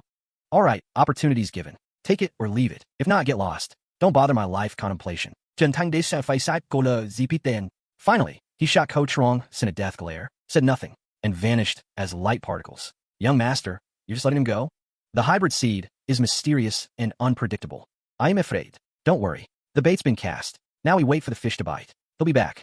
Because the real show is just beginning. Having dealt with that hybrid seed nuisance, the chief disciple seemed bored again. So he decided to head back to the Heaven Sword Dao sect for some fun. And the Ta Hong disciples who'd picked a fight at the Burning Sun ruins, unfortunately became his new toys. At Dragon Gate Mountain Cliff, the Ta Hong disciple and So Thien Thursday stood before Jungsing, Gomlet and Dumbao. One is a sacred body, the other a disciple. Not bad physiques overall, just not the sharpest tools in the shed. All right, from today onward, you're both members of Dragon Gate Mountain. On what grounds? I am a disciple of the Blazing Sun Valley sect. How dare you imprison me? My sect will never let you off. Buddy, stop struggling. It's useless, I'm telling you. He even burns victors as firewood. Got a guard dog already. Still need 2 errand boys. You two, one sweeps the floor, the other cooks. Decide who does what among yourselves. How dare you humiliate us like this? Just then, a streak of light descended from the sky, materializing into an envoy of the Blazing Sun ancient sect, clad in gold robes. He saw So Thien Thursday and brightened first, then took in the scene, and his face darkened. Zumut Beko Jungsing, release my junior brother this instant, and I might leave your corpse intact. Ignore him. You two compete first. Winner doesn't have to cook. Let's play chicken fight. One leg only. Whoever knocks the other down wins. So Thien Thursday, the Ta Hong disciple, and the Blazing Sun envoy, all three turned to stone. The great Xia Third Prince and the others watching from afar excitedly pulled out spirit stones and started downloading. Looks tougher. Go Jungsing, how dare you humiliate my sect's disciple? This is an open provocation against the Blazing Sun ancient sect. Should keep it down. Can't you see they're in the middle of a sacred duel of dignity and honor? Under Go Jungsing's Hadet Galai. So Thien Thursday and the Ta Hong disciple could only stand on one leg in humiliation and start bumping into each other. This is a duel? Of course. They're tempering their Dao heart and concentration. See how your disciple's lower stance is shaky? Shows his Dao heart isn't firm. He needs more training. I'm actually helping him cultivate. You should thank me. Like how I believe you. Arrogant brat. D. Ko Chuangxin couldn't even be bothered to look. He casually slapped out. A loud smack echoed. And the envoy, along with his artifact, was sent flying by the slap, turning into a shooting star, disappearing beyond the horizon. All right, the fly's gone. Carry on. Oh right, forgot to tell that guy. If you want these two back, sure, trade me your Sect's local treasures. One disciple, one local treasure. Fair and square. The chief disciple's life was always full of surprises. Just as he'd taken on 2 errand boys. A peerless beauty came all the way to provide door-to-door service. Dragon Gate Mountain Cliff, a woman with a graceful figure and stunning beauty, stepped down from the flying boat. The moment she appeared, the surrounding spirit flowers seemed to bloom even brighter. She approached Truong Sin, who was dozing in a rocking chair, and bowed gracefully. Young master, I am but a humble maiden. Thing. I've come specifically to repay your saving grace that day. Young master, your great kindness. This humble girl has no way to repay you except to. Stop. I get it. He sat up, looked tin up and down. Is he going to accept me? Ko pointed at the kitchen, not far away. See that? Report there. From now on, learn cooking from Sister Nindao. Work hard to get your chef's license, and contribute to this chief's diet and health career. Cooking? Clearly, when it came to repaying a favor, there was a dimension-level gap between the chief disciple and normal people. She took the initiative to go to the kitchen, wanted to show her skills. But at the kitchen door, she ran into Nin Dao and Hong Lo. Sister 2, the kitchen's full of smoke and oil. With your delicate skin, you'd better not risk it. Shouldn't have come here. Sita Ning Dao, I only wanted to ease the young master's burden. Cook him a nice meal. Hong Lei stood be. Expressionless, she drew her sword and began peeling an apple. The sword aura was chilling. We'll handle his meals. Snipping off a few strands. Are you sisters afraid I'll take your place? Among the 3 women, the air seemed to crackle with electricity. The next moment, clattering sounds of a fight came from the kitchen. The shattering of pots and pans, and the booming of spells colliding. Outside the kitchen, Bo Truong Sin lay in a rocking chair, listening to the commotion. Calmly, he took out a message. Jade slip? 4th Elder? It's me. Send a deluxe Malatang combo to Dragon Gate Mountain. Make it fast, extra numbing, extra spicy. Wait, don't you have 3 fairies over there? Don't ask. They're busy today. Kitchen renovation. The 3 peerless fairies were now grimy and disheveled, glaring at each other. The kitchen had become a wreck. The trial of the Han Thien realm came to an end, and his final opponent, the heavenly steel, finally descended to the mortal world. Concerning the young generation of the 3,000 prefectures, the battle for the title of strongest officially began. All the prodigies and monsters had finished testing their attributes. The Han Thien cup lit up with 10 beams of light. Haha, excellent. 10 tremors, the prodigies of this age. Who can rival me? As his words fell, 1,111 rings of light lit up. Lone? 11? 10? 11? True Tao, worthy of the divine firmament's sacred body. The number 1 sword of this age. The Tao sect members were also in the crowd. Senior brother, these guys are fierce. Who from our sect goes first? Maybe I'll test the waters. No rush. Let them keep grinding for a bit. Look at this line. It's like snatching tickets during Spring Festival Travel Rush. We'll just go collect the prize directly later. Why bother? Ling Jiao, anyone else need testing? If there are no more prodigies, then the top of this heavenly Tao golden rankings will be our divine firmament Tao sect. Before he finished speaking, Bo Truong Sin, yawning, walked straight through the crowded crowd, as if strolling in his own backyard. He sauntered slowly to the Han Thien steel, cutting in line. On Bố Trường Sinh, wondering what he was going to do. Such a big screen, and no ad slot for it? What a waste of resources. The business model is terrible, under the dumbfounded gaze of everyone. Bố Trường Sinh et is Enix Figo. A golden light glowed at his fingertip. He ignored the testing area below, flew directly to the very top of the Han Thien cup. Like writing on a blackboard with chalk, he began to inscribe something on it. What was he doing? Golden light blazed. 6 large characters, bold and graceful like dragons and phoenixes, appeared at the top of the Han Thien steel rankings, forcing the original number 1, Tu Bat Fam's name, down to 2nd place by sheer force. The 6 characters were Bo Truong Sin, world's number 1 heavenly Tao. The Han Thien steel did not reject him. Instead, it resonated. Its golden light shone even brighter, tacitly accepting this result, proclaiming it to all 3,000 prefectures. The entire venue fell into dead silence. All the prodigies and protectors were as if frozen by a spell, their expressions utterly petrified. That looks much better. All right, hand out the prizes. I'm in a hurry to get back for dinner, while others are still grinding ranked matches. Bố Trường Sinh uso admin Klivin Dai Stili, and modified the server's backend data. In a most arrogant way, he took the top spot. Naturally, this attracted the most criticism, just as everyone thought a great battle was inevitable. The arrival of an uninvited guest suddenly altered the entire situation's tone. Bố Trường Sinh instantly ignited the fury of all protectors present. A Saint Realm protector, his beard and hair bristling, stepped forward, unleashing a terrifying pressure. At Bố Trường Sinh, brat with yellow baby teeth, how dare you toy with the heavenly Tao golden rankings? This is an act against heaven. Quickly go and erase your name. Kneel and accept punishment. We will punish you without lenience. Defying the heavenly Tao deserves death. A bunch of old men, so angry. Got kidney problems? Going through menopause? I advise you not to make a move. Otherwise, when my wife arrives, none of you will be able to leave. Everyone was first stunned by his words, then burst into roaring laughter. Wife, you're an 11-year-old brat. You haven't even grown your hair properly. And you dare talk about a wife? Absolutely ridiculous. His laughter had not yet faded. A hand as white as jade appeared out of thin air without warning. The laughter instantly ceased. A woman of unparalleled elegance. Her face was indistinct, yet she felt capable of outshining heaven and earth. A woman in white had appeared beside Bố Trường Sinh, none knew when. She carried no aura at all, yet every Saint Realm present felt a tremor in their hearts. Husband, making trouble outside again? Have you forgotten the time? It's time to go home and take your medicine. Everyone in the venue collectively turned to stone. Jaws dropped. Husband, even a mighty chief? Seems he also has his own nemesis. It seems the law of eternal invincibility. Before the ancient concept of the washboard must also yield a little. Darling, how did you come? Misunderstanding. It's all a misunderstanding. I just came out for some air and to exchange pointers with these fellow cultivators. Oh, is that so? Then what are these? A woman's jade hand. In midai appa hong lei, ning zao, tu ding, vun do, and auto imkri imit. Each one a national beauty. They are my fellow cultivators, my most like-minded Tao companions. We get together to discuss life philosophy. Philosophy, is it? It seems after we go home, we'll also need to have a good discussion about what philosophy means. With that, she grabbed Bố Trường Sing's ear. Under the awed, terrified, and gossipy gazes of everyone, she disappeared, leaving behind only a dashing yet disheveled back view, and a group of top-level powerhouses utterly bewildered in the wind. Do we just pass through the gates of hell?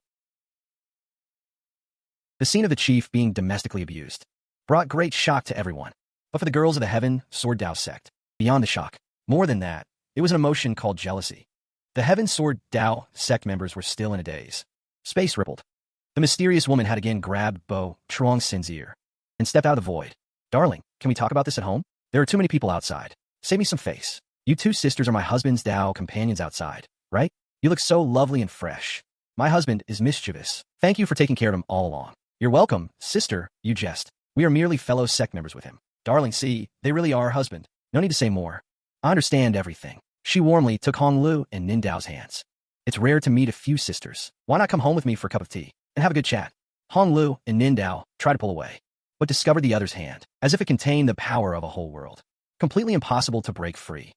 Wars between women often begin under the most genial smiles and the most affectionate forms of address.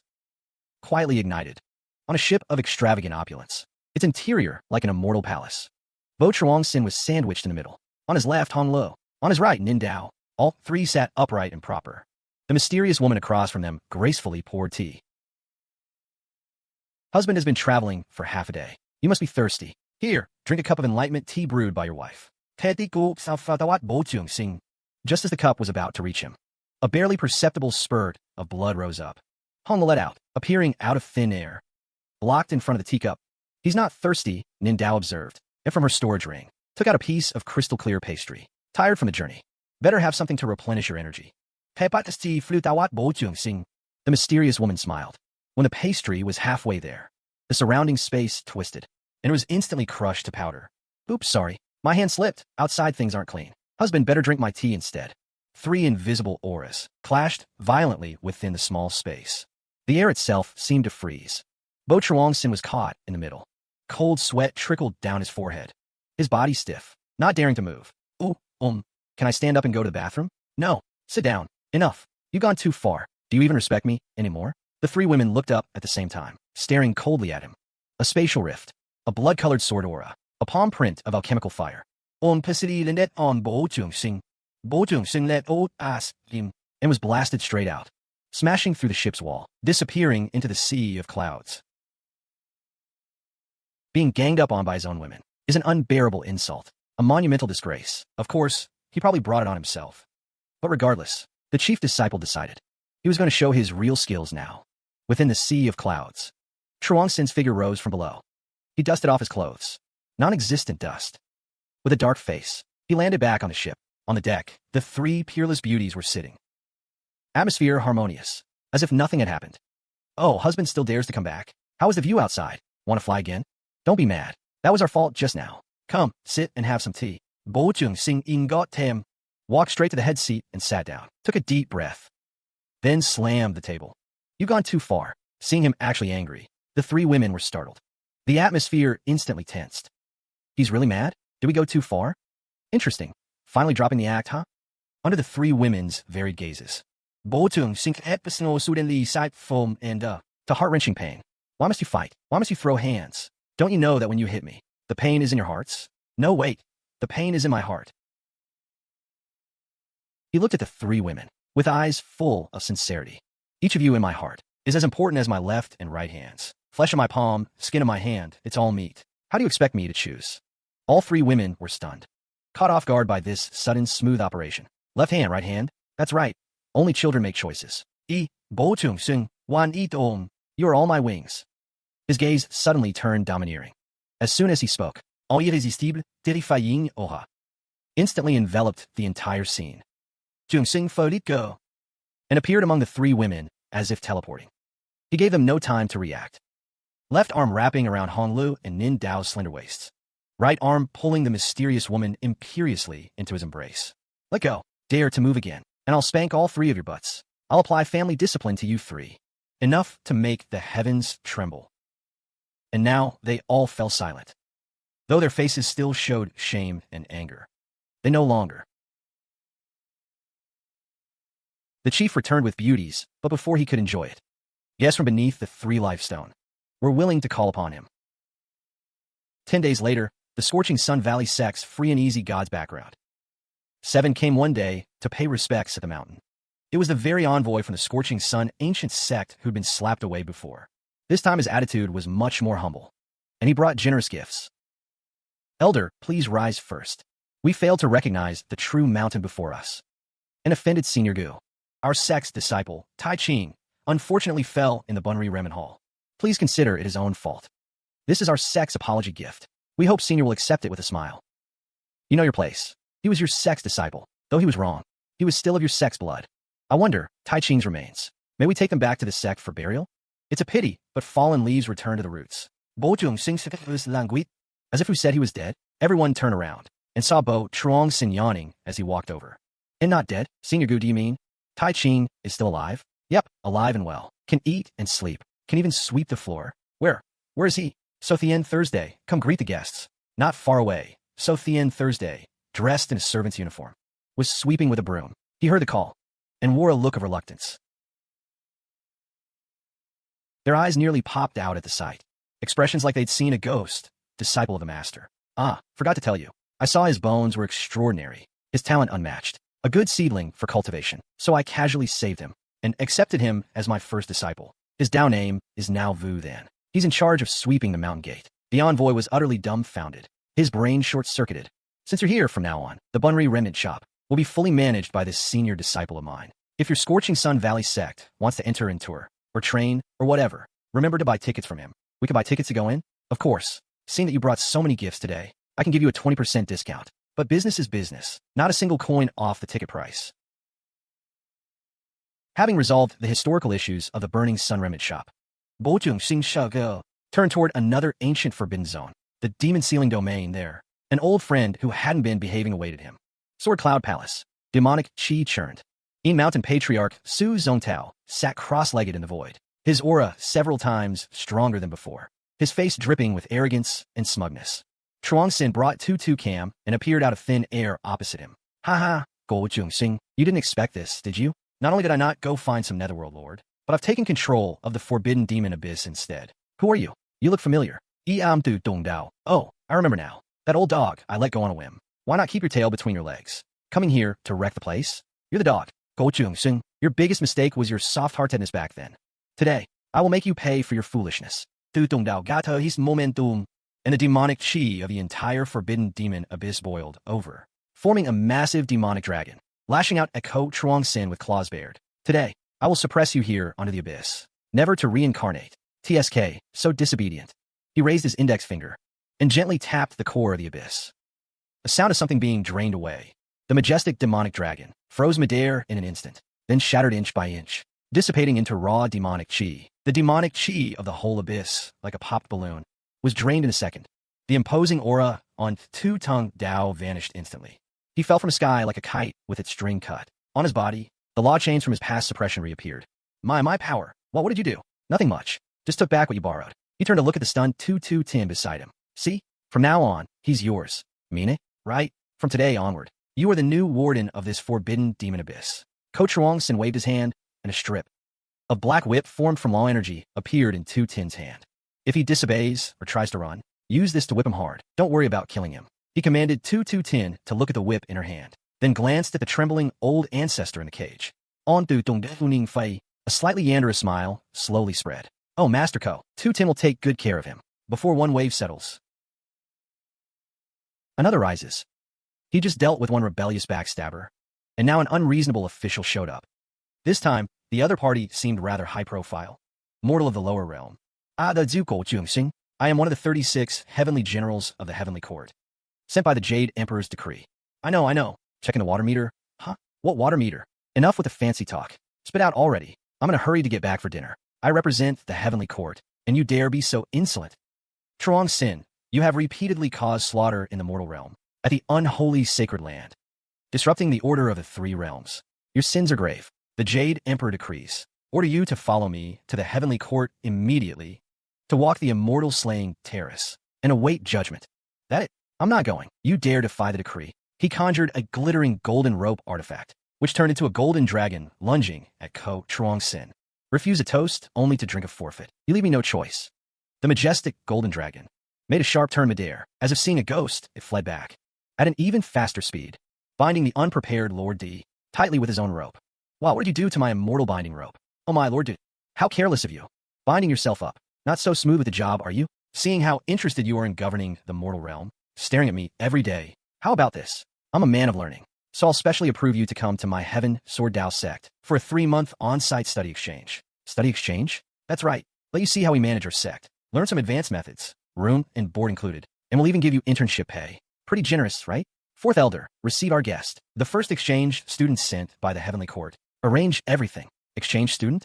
Since when did our sect have such a program? Having sent off an uninvited god, the chief disciple recalled another old friend, adhering to the principle of not playing favorites, sharing the blessings equally. He decided to go deliver some warmth to that person too. In a desolate valley cave, the ancient beast Long Tu-Ho, in the form of a muscular man, was madly digging with a shovel. Definitely tricked me. Here, a lazy voice came from behind him. Bro, what are you looking for? Need a hand? Who are you? Walking without a sound. Don't panic. They call me Loi Fong. I'm a good guy. I saw you digging here for ages. Looking for a lucky break? Yeah. Ah, then you've definitely picked the wrong spot. Wrong spot? Of course. This mountain is a crummy place. What good stuff could there be? Let me tell you, the real world-shaking fortune in this era is at a place called the Heaven Sword Dao sect. If I'm lying, may lightning strike me. I tell you, over there, spirit treasures are piled into mountains. Auspicious mists run all over the ground. Divine pills and medicines are eaten like rice. Our chief disciple just slaughtered a dozen saints the other day, using their holy bones to make soup. Good soup. Absolutely true.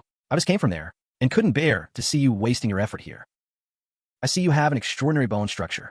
Fated to meet me, so I'm telling you this huge secret. You should go right now. Fly east from here, and you'll see the most magnificent mountain peak. But if you're late, forget the soup. Even the dishwater won't be left. This, I-ho. No, I Loi Fong never lie. Great kindness. With that, Long Tu-Ho transformed into a streak of light and flew excitedly toward the east, so fast it caused a sonic boom. Gotung Sing Watet His Senbuk, and smiled in satisfaction. You're welcome. Another free top-tier thug for the sect. Mountain guarding spirit beast. How nice. One dares to bluff. The other actually believes it. When the ancient beast Long Tu-Ho rushed to the Heaven Sword Dao sect full of hope, he didn't know what awaited him was no miraculous fortune, but a good job with room and board. the muscular man Long Tu-ho had turned into, arrived excitedly at the mountain gate of Tu Dao, Sacred Mountain. Seeing the grand, mist-shrouded gate before him, he trembled with excitement. This is it. The soaring luck. The boundless fortune. I'm here. He ignored the stone tablet that read no admittance and swaggered forward to barge in. A thick golden lightning bolt struck down from the mountain-protecting formation. Eating l'ontu ash precisely. He was char-black, hair standing on end, smoke rising, and fell flat on the ground. Ow, my mother. Who the hell ambushed me? No martial virtue. Coach Chuang Sin's lazy figure strolled out from inside the gate. Welcome, welcome. I am one of the 36 heavenly generals of the heavenly court, sent by the Jade Emperor's decree. I know. Checking the water meter? Huh? New colleague. This is what our sect has carefully prepared for you. A unique welcome ceremony. How does it feel? Warm enough, right? So you're that lay foam? Less nonsense. Where's the opportunity? Where's the sacred bones soup? Right there. From today onward. You are the guardian beast of our Longmen Mountain, and also the chief of the security team. Congratulations on passing the interview. You're officially hired. You, a mere gatekeeper. I'll tear you apart today. TSK, pre-job training before starting? How annoying. He raised his hand and gently flicked his index finger at that mountain-sized head. Long Tu-ho's massive body was sent flying as if struck by a star, letting out a miserable howl. He flew backward even faster than he had arrived, smashing through 7 or 8 peaks in the distance before stopping. A moment later, Long Tu-ho transformed back into human form, his face bruised and swollen, limping back with a hobble. His expression was utterly bleak. Chief Disciple, may I ask when I start my shift? Long Tu-ash, utterly dejected, dozed off in the security booth by the mountain gate. The fourth elder came flying on his sword, cursing all the way. What trick is little Chuang Sin up to now? He insists we come here for a meeting? Since when does Longmen Mountain have a big cat? Looks pretty fat, too, just as he was about to fly through the gate. Long Tu-ho swiped a claw, precisely smacking the fourth elder off his flying sword, sending him face first into the dirt. No admittance to unauthorized personnel. Can't you read the sign? I'm the fourth elder. You wretched beast. Are your dog eyes blind? I don't care if you're the fourth elder or the fifth elder. The chief disciple said. He wants to sleep, and not even a fly is allowed inside. And you're a lot bigger than a fly. With that, he gave the fourth elder another thorough thrashing. Little Long, good job. Your bonus this month will be doubled. As for the fourth elder, consider him claw practice for you. Having dealt with a new employee, Longmen Mountain returned to its usual calm. But trouble never seems to wait for an invitation. This time, it was that old acquaintance who'd been flattened into a paper cutout by the senior disciple.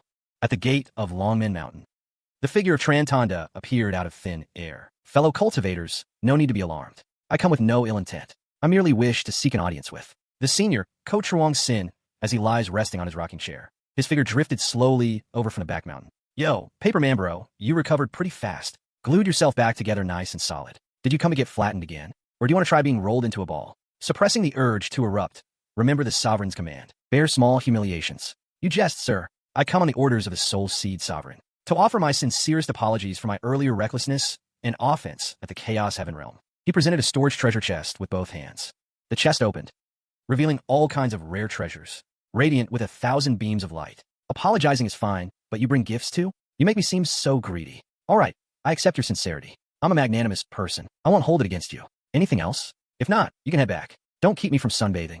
Senior, I presume to ask. One more question. What is your relationship with the Nine Feathers Emperor? Yeah, how did you know I have a grudge against him? To be honest, my Soul Sea faction also has some conflicts with the Nine Feathers Immortal Sect. Ah, bro, why didn't you say so earlier? The enemy of my enemy is my friend. Let me tell you, you've come to the right person. I already saw it coming. The reason the Soul Seeds were sealed, the reason your descent to the mortal world was blocked, is all because that bastard surname Nine was pulling strings behind the scenes. He wants to hog the entire world's luck for himself. Your true enemy is him. So that's the case. The Sovereign sent us to test the waters, precisely to verify this intel. Coach Chuang Sin indeed knows the inside story. I see. Thank you for pointing the way, sir. This great favor, I will never forget. Don't mention it. We're both victims of the Nine Feathers Emperor. We should unite. Go on, bro. For justice. For peace. Go and clash with him. I believe in you. Tangde, Gading Lucio Intins. After et simplified Bố Trường Sinh departed fully satisfied, with a well-meaning reminder. Bố Trường Sinh su set fun set uba new, powerful and rather dim-witted enemy for the Nine Feathers Emperor. That move was the ultimate deflection. Having sent away wave after wave of visitors, Longmen Mountain finally welcomed a true master, though he looked more like a beggar. On the cliff of Longmen Mountain, a figure appeared out of thin air. This man was dressed in rags, hair disheveled, face covered in dust, but on his shoulder he carried a gleaming shovel. It was Old Mock. Yo, Old Mock, back from mining? Which planet did you go to this time? How was the haul? Master, don't even mention that burial heaven salvation earth place. It's seriously creepy. But now there's something more urgent. Those bastards in Demon God Valley seem to be waking up ahead of schedule. Waking up? So unpunctual. Perfect timing since you just got back. Stretch your muscles a bit. Go there once more. What for? To loosen their soil? Let them sleep more soundly. Loosen soil? Master, what does that mean? Are you asking me to bury them even deeper? Fullepisodeshortdrama. So-called disturbances in forbidden lands. Might be less urgent than needing to weed his back garden. So Old Mock set off with this bizarre order, embarking on a new journey. A deathly silence. In the center stood a giant peak shaped like a demon god skull. Old Mock, carrying his shovel, arrived at the foot of the peak. The master said to loosen the soil. So I'll start here. He swung his shovel, struck the massive peak, and dug in. The entire Demon God Valley shook violently. That colossal peak split open from the middle with a crack. An enormous, horned demon god head slowly rose from within the peak. He opened his molten lava-like eyes, his face full of the irritation of having his sleep disturbed. Who dares disrupt my slumber? Do you want to die? The demon god sovereign's gaze locked onto the tiny figure below, the one carrying a shovel. He was about to erupt in fury, but when his eyes fell upon that unremarkable shovel, his sun-sized pupils shrank violently. All his anger vanished in an instant, replaced by boundless terror. The demon god sovereign's expression switched in an instant from fury to a fawning smile, his face-changing speed rivaling flipping a book. Ah, so it's the inspection officer. Oh, this little one failed to greet you from afar. Forgive me, forgive me. Why didn't you notify me in advance, sir? I would have cleaned the couch to welcome you. I'm just a master, sent to loosen the soil. Loosen soil. Yes, yes. It does need loosening. The ground is way too hard. Please, sir, take a rest. How could I let you handle such rough work? Let this little one take care of it. Bố Trường Sinh, ling on his looking jaya, godin. Little one, I'll handle it myself. I'll handle it. After resolving most external threats, he couldn't stand being idle. The chief disciple turned his attention back to the sect. He decided to use a novel method to test everyone's cultivation ability and level of sheer absurdity. I declare to promote internal unity within the sect and carry forward the spirit of striving to be first in sports. The Heaven Sword Dao Sect's first Chief Cup Slacker Fun Sect Grand Competition now begins. Long life, first place in this grand competition. Competition second. Participation metteurs? Not. First place in all events gets one top-grade holy artifact. Last place is responsible for cleaning the sect's restrooms for a month. Everyone became even more excited upon hearing this. The mood was set. Now announcing the first event, Precision Delivery. 4 or 5 portions appear in midair. 10 boxes of old wood stick secret recipe, spicy hot pot. The competition requires that within half a shirtshin, this spicy hot pot be delivered intact to 4th Elder Ren Jianfeng. Remember, not a single drop of soup must spill, otherwise, disqualification. Meanwhile, 4th Elder Ren Jianfeng was meditating. With a bewildered look said, "Why do I feel like someone is scheming against me?" The competition begins. The scene instantly. Some disciples were unskilled in sword flight. When turning in the air, the spicy hot pot flew straight out, pouring onto the disciples below. Lu Taiju found sword flight too slow, so he held the box, spread his legs, and ran, sprinting across the ground. Sword flight is too slow. I run faster. Because he used too much force. The crystal stone box in his hand was crushed. The spicy hot pot splashed all over him. On the other side, the second event, ground level 100-meter dash, has also begun. The finish line is set at the entrance of Dragon Gate Mountain. 4th Elder is tough. There's a wave effect. He was just about to cross the finish line. Then turn to check. Within the forbidden area, overspeed flight is prohibited. Fine, I'm an elder. I am the referee. Third event, horse racing. The third prince of Great Xia directly deployed and extremely luxurious.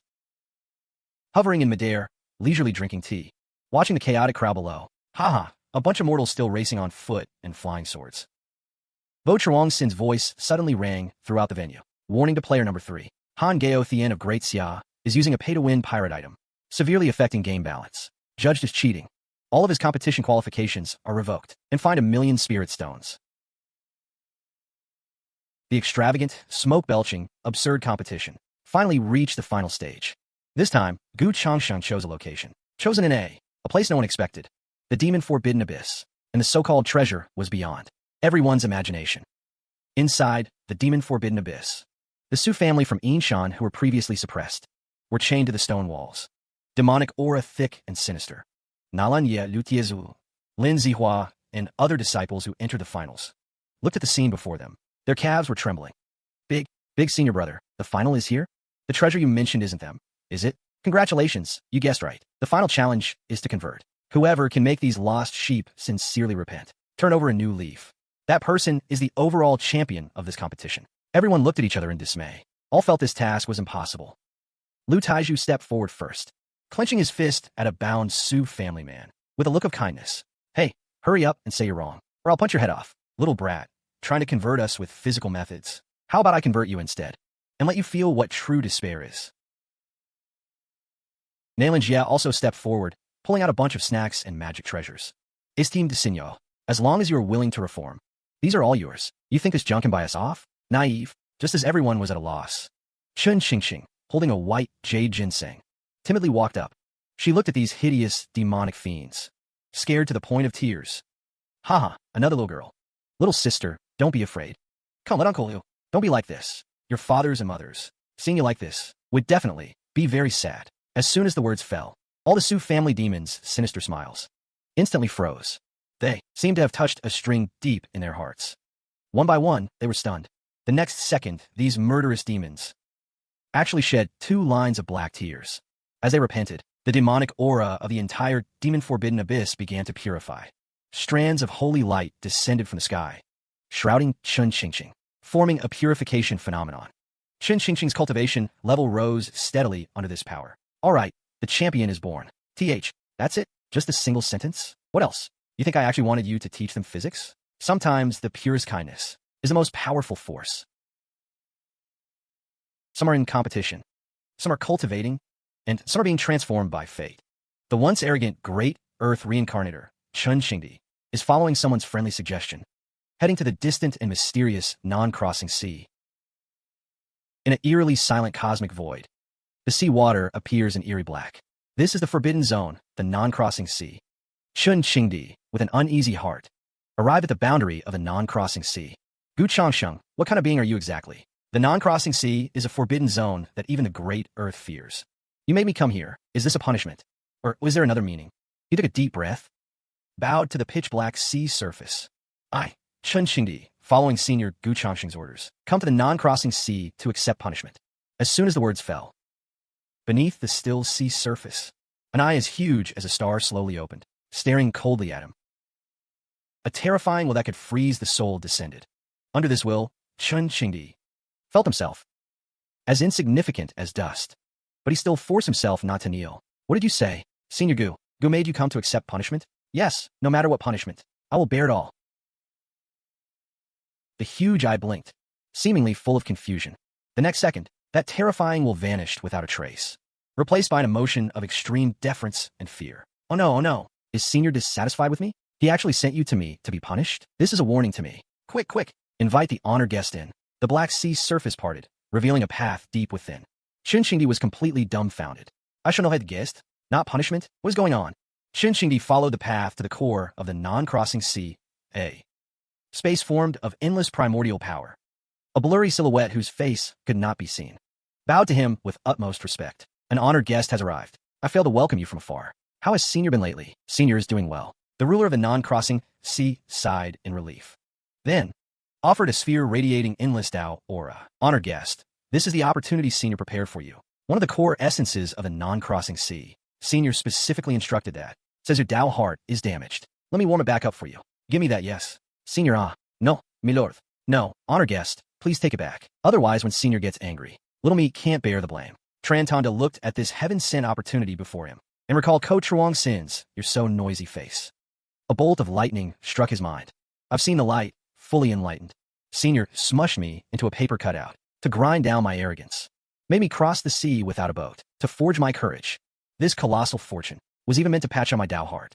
He considered all this for my sake. He bowed deeply toward the direction where Ko Truong Sin was. Senior, your pains and efforts are profound. A grace of rebirth like this. Kang De So never fought that. Duong Tang's schemes reached far beyond the mortal realm. When Yin Mountain ancestor Hua Tung Dao stepped into the demon realm, carrying a letter of friendship, a new storm was brewing. Within the Demon Emperor's hall, myriads of demons gathered. The lord of the demon realm lounged sideways on a throne forged from giant beast bones. gazing contemptuously at the tiny human below. Hu van dao, media human senzim, an ant-like thing, dares to set foot alone in my hall. Ha ha, speak. Who gave you the courage? Ha ha, this old man got lost, didn't he? Your Majesty, why not gift him to us as a snack? Hold firm. Behind me is the Supreme Lord. Can't disgrace him. I come under my master's orders to kneel and deliver a single message. Who is your master? State the name. Let this emperor hear it. See if he's worthy of my remembering his name. My master's surname is Ko Truong Sin. The moment those 3 words left his lips, the roaring laughter in the entire demon emperor's hall stopped dead. On the throne, the contempt on the demon lord's face instantly twisted into sheer terror. His foot slipped. With a thud, he actually rolled off the throne several zhang high. The demon lord scrambled on all 4s to Hua Tong Dao, grabbed his leg tightly, his face a mix of flattery and fear. My lord, how did you come? Had I known it was the envoy of his holiness, the Truong Sin Celestial Emperor. This little demon had eyes, but didn't see. I deserve 1,000 deaths. Celestial Emperor? Supreme Lord? When did he become Celestial Emperor? Haha, exactly. His Holiness the Celestial Emperor. One thought annihilated 7 sages. One finger suppressed the demon realm. His fame has spread across all heavens. This little demon's admiration for his holiness. Haha, like an endless torrent of rivers. Daughter, my most beautiful daughter, come out quickly and see the honorable one. A fox-eared princess with a gorgeous face and burning body. Swayed her hips as she walked. Out, my lord. This is my most beloved daughter. 18 this year. Beautiful as a flower. Still pure, untouched. Do you think she could serve as a foot washing maid for your disciple? Warm the bed and such. Would that be acceptable? Dad, holy crap. This sky-crashing fortune finally comes to me, old Hua. Feels damn good to grovel at powerful legs. Time flashed by. 3 months passed. After sweeping toilets in a Heaven Sword Dao sect for 3 months, and deeply experiencing the working people's lack of hunger, the True Lord finally welcomed his colleague. At the mountain gate of Longmon's Sun, a new heavenly court envoy, stepping on auspicious clouds, descended with a majestic bearing. Du Nuoc True Lord, who had been sweeping the ground, saw the guy, dropped his broom, and rushed over in an excited stumble, crawling and rolling. Finally here. Back to the sea of suffering, Du AC. You are a true god of heaven, yet so undignified. The new envoy unfurled a decree, and announced loudly, by the Jade Emperor's decree, Du AC True Lord, in handling affairs, has disgraced the heavenly court's dignity, stripped of rank and divine position, demoted to gate-guarding heavenly official, to atone for his crimes. The joy on Du Hop True Lord's face froze instantly, as if struck by lightning, turned to stone on the spot. Bố Trường Sinh, why hasn't he come out to receive the decree? It is he who sent this underling here, defying heaven's authority. Most heinous crimes. Hurry, read the decree. Execute him on the spot. He thought his savior had arrived, and immediately regained his previous arrogance. Heavy. The Jade Emperor, thinking your cultivation was not easy, gives you one last chance. Hand over the sect quickly, and come with us to heaven to confess. Oh, is that so? Let me see what it says. Ko Truong Sin took the decree without even looking, turned and headed for the nearby latrine. What are you doing? That's the Jade Emperor's decree. How dare you? Before the two finished speaking, Ko Truong Sin, a splash of water and a satisfied sigh came from the latrine.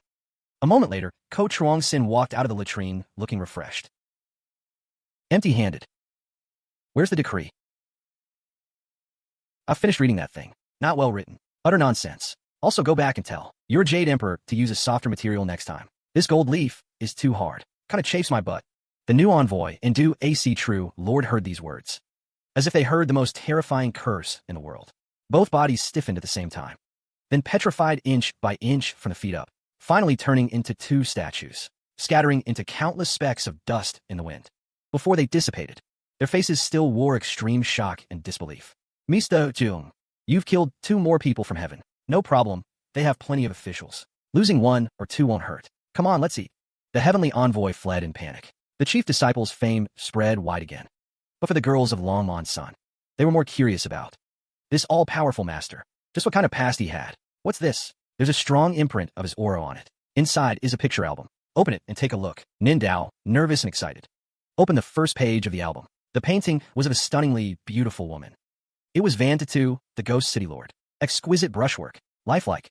Beside the painting was a line of flamboyant commentary. Van Tatu, lineage of the Heaven Burial Sect. Ghost City Lord. Pros: long legs, slim waist. Nice butt, good for spanking. Cons: not too bright. Always wants to be my wife. A bit clingy. He actually described Miss Van Tatu like that. So shameless. Not bad taste. Dao Te, third miss of the Nguyen Pill sect. Pros, good cooking skills. Big chest, easy to trick. Cons a bit dumb. In her head, besides elixirs. It's just me, not the smartest look. Princess Fox, a demon fox. Pros, fluffy tail. Should feel nice to the touch.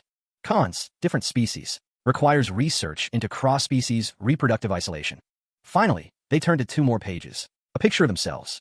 But they looked older in the painting. More refined. The page for Ninju. Annotation, Ninju. About the new palace's leftover maidens.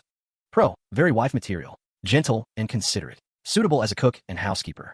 Con, worries too much. A bit naggy. He's shameless and despicable. The page for Hong Lo.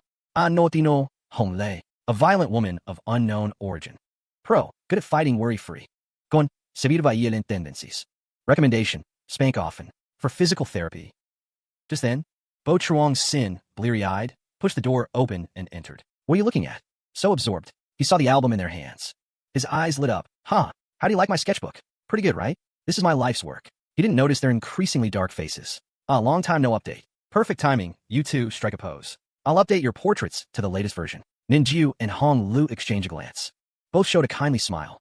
After countless failures, the ultimate mastermind hiding behind the scenes, Nine Feathers' great emperor, after discovering that all his wives had either been recruited by Bố Trường Sinh or corrupted beyond repair, finally decided to step onto the stage himself.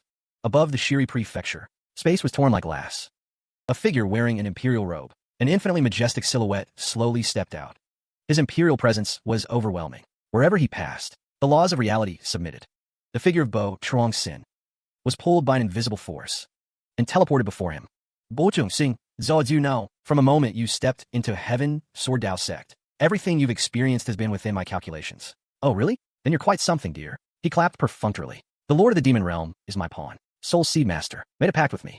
Everything you've done was merely accelerating my process of merging this realm's fortune. Aren't you curious? Not really. Hurry up and speak. When you're done, I still need to go back for lunch. This plot's dragging. The ignorant are fearless. Now the fortune of this realm is entirely in my hands. And you're a fish in a barrel. Everything of yours, your fortune, your women, will all be used by me.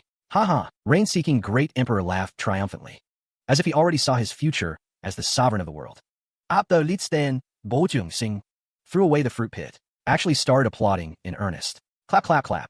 Not bad, not bad. You tell a good story. The villain character design is also classic. Don't tell it next time. What do you mean by that? It means, welcome to my game. You think you're setting up a scheme, but actually I'm just playing along with you. Otherwise, do you think this little avatar of yours could have crossed my barrier and arrived here? Bố Trường Sinh sapet his finger. Now, game over. Nine Feathers' great emperor discovered in terror that the passage to the demon realm and his resources in this realm, all his backup plans in that instant, were completely erased by an incomprehensible force. His pride and dignity were shattered instantly. This is impossible. Who the hell are you? Who I am is not important. What's important is that from now on, don't casually take others' things as your own toys, because it's highly likely that you are the toy. As soon as the words fell, the great emperor's avatar, with an expression of resentment and terror, disintegrated inch by inch. When the final boss was also effortlessly one-shot, the chief disciple once again fell into the solitude of invincibility. There was no one worth fighting, so he turned his gaze to that broader and more entertaining realm, the Holy Domain. At the peak of the carefree divine mountain, Bố Trường Sinh gathered all core members of the Heaven Sword Dao Sect. All right, the hidden quests of this mortal novice village and the final boss are all cleared. I declare this version is completed. It's boring now, so I decided to go check out the upper level. He pointed upwards. The sky. You all develop well. Train hard. Don't let it be that when I come back next time, the sect is so poor we can't even open the pot. Chief disciple, you mean you're going to ascend? Ascension is too slow. The paperwork is a hassle. I don't like queuing. I prefer to take the VIP lane. Bố Trường Sinh sight casually drew in the void before him. Space was torn open like a scroll, a pitch-black rift. Beyond the rift were brilliant star rivers and the aura of higher laws. He stepped into the rift, turned back, and waved at everyone. I'm off. Don't miss me. The rift then closed, as if it had never appeared, leaving behind only the Heaven Sword Sect. High-level members stood bewildered in the wind. All turned to stone. Big senior brother. Even Ascension is so unique. Eastern victory of the Holy Domain. In the deepest ancestral hall, forbidden area of the Nine Feathers immortal sect in the Divine Continent. Just one more step. Only one step. To see through the realm of Saint King. Lifespan to increase by another 1,000,000 years. Just then, he felt a sudden tug at the back of his collar. His entire body was lifted by an irresistible force, like lifting a chick from his meditation mat. Who? He turned his head, saw a young and unfamiliar face, looking at him with a grin. He tried to resist, but was horrified to discover that his earth-shattering cultivation was completely sealed, like a mortal. Bố Trường Sinh, holding the little bald head by the scruff of his neck, lifted him up to face him. Took a good look at him. Don't be nervous. I'm not a good person. I'm new here, not very familiar with the holy domain. I need a tour guide. I see your bones are remarkable, and your hairstyle is quite unique. You're the one. Sin. Senior, maybe you found a wrong person? I was in seclusion. No, I didn't find a wrong person. Ever-reign immortal Sect, right? I'm an old acquaintance of that ever-reign great emperor of yours. Let's go, don't waste time. First take me to the best restaurant here. Hungry, coming to a higher-level place. Facing stronger enemies, but facing richer ingredients. The chief disciple decided to start with a hearty breakfast. To kick off his new journey, on the busiest central temple street in the holy domain, people came and went. Experts were as numerous as clouds. Bố Trường Sinh, holding the hemp-robed little bald head who looked utterly done with life, was looking around like at a temple fair. The hemp-robed little bald head pointed at a celestial light-shrouded, 9-story building with the sign Heavenly Innocence Pavilion, and cautiously suggested, that is the most famous restaurant in the Divine City. The ingredients inside are all at the Saint Beast level.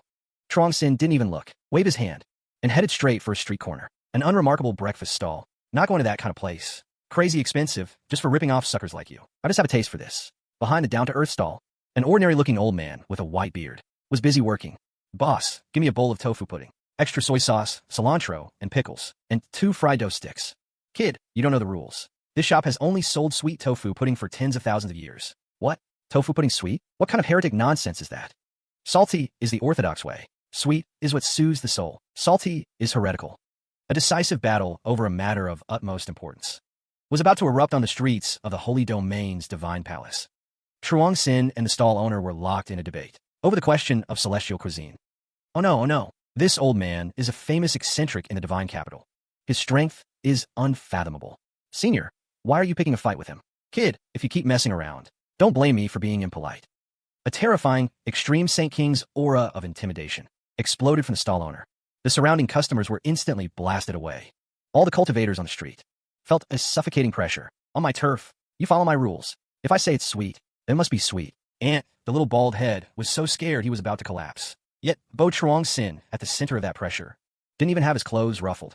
Facing the overwhelming pressure, he just calmly blew out a breath. That Saint King pressure, enough to crush mountains, dissipated like a wisp of smoke.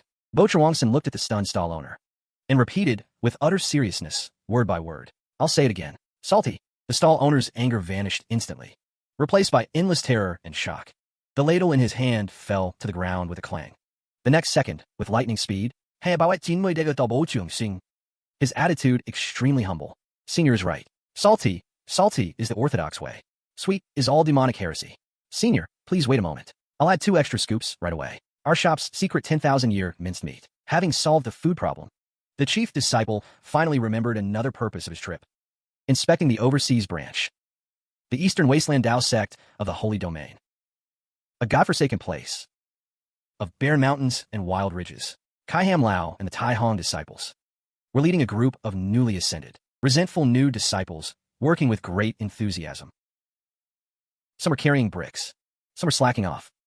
They were together building a giant thatched hut.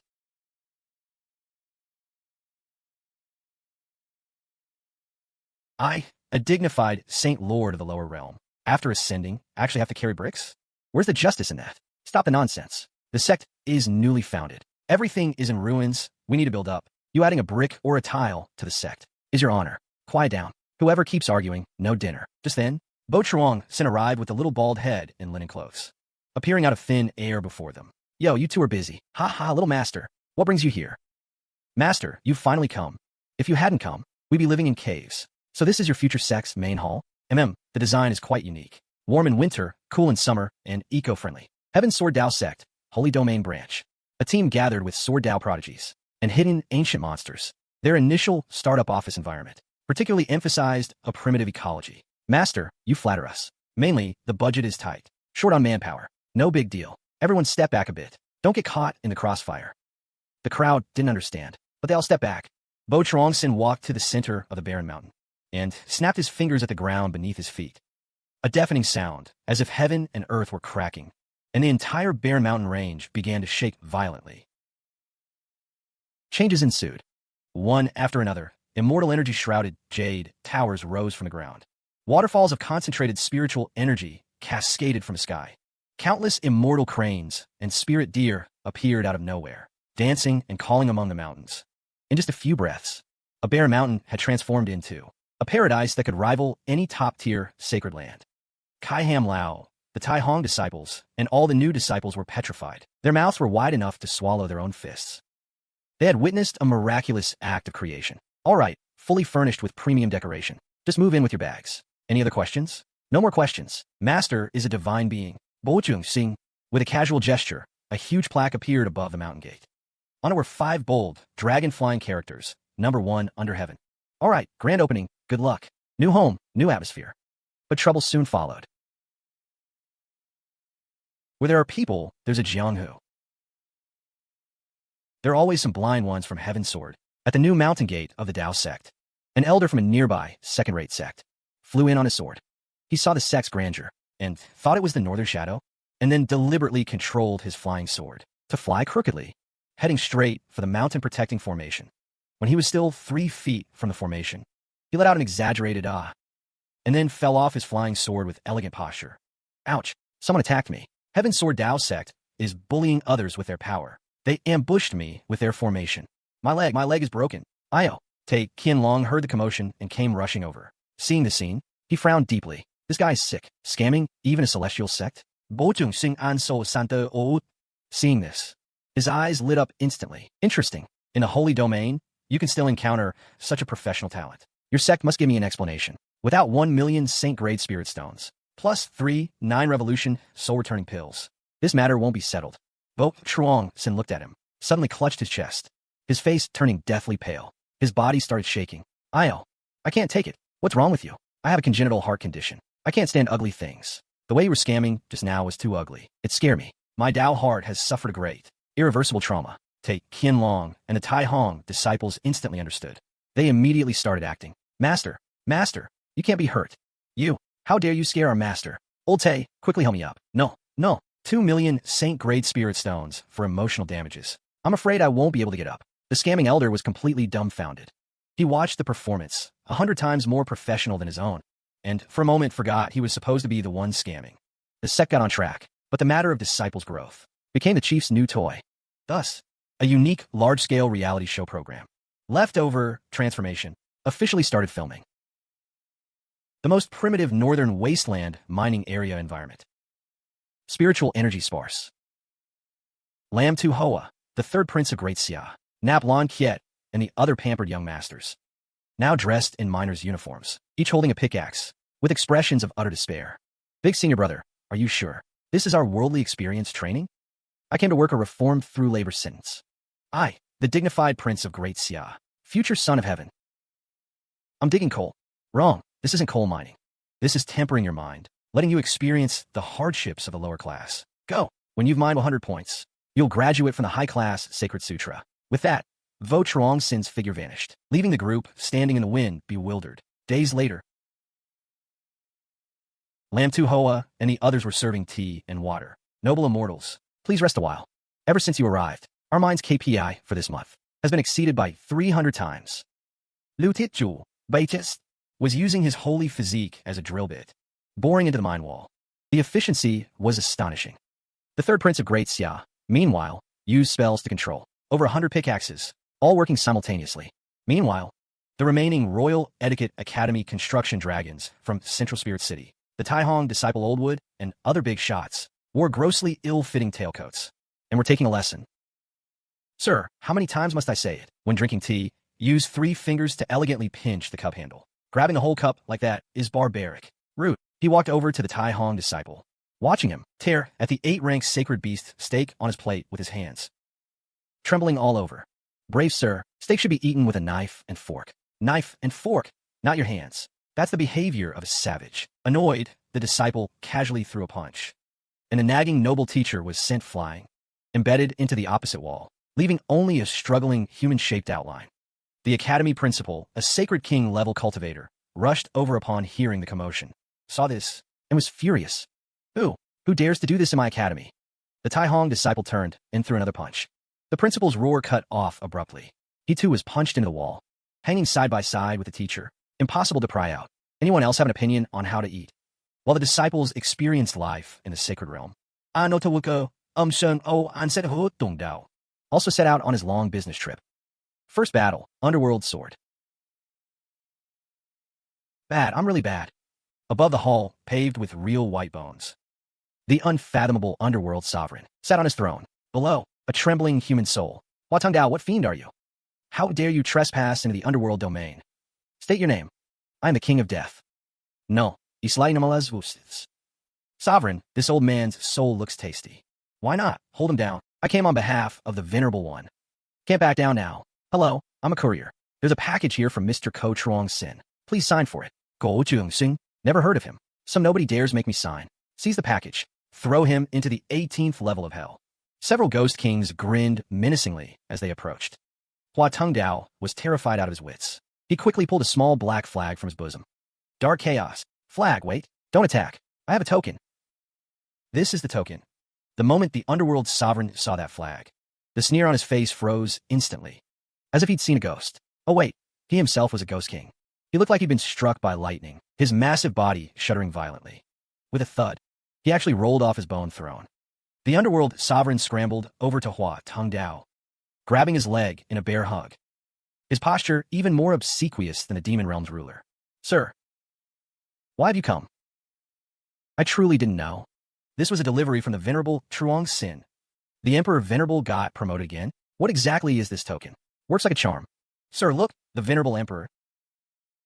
Let him go through blades and fire. But my master said, the world needs peace. The universe needs harmony. From now on, your underworld realm must do more good deeds.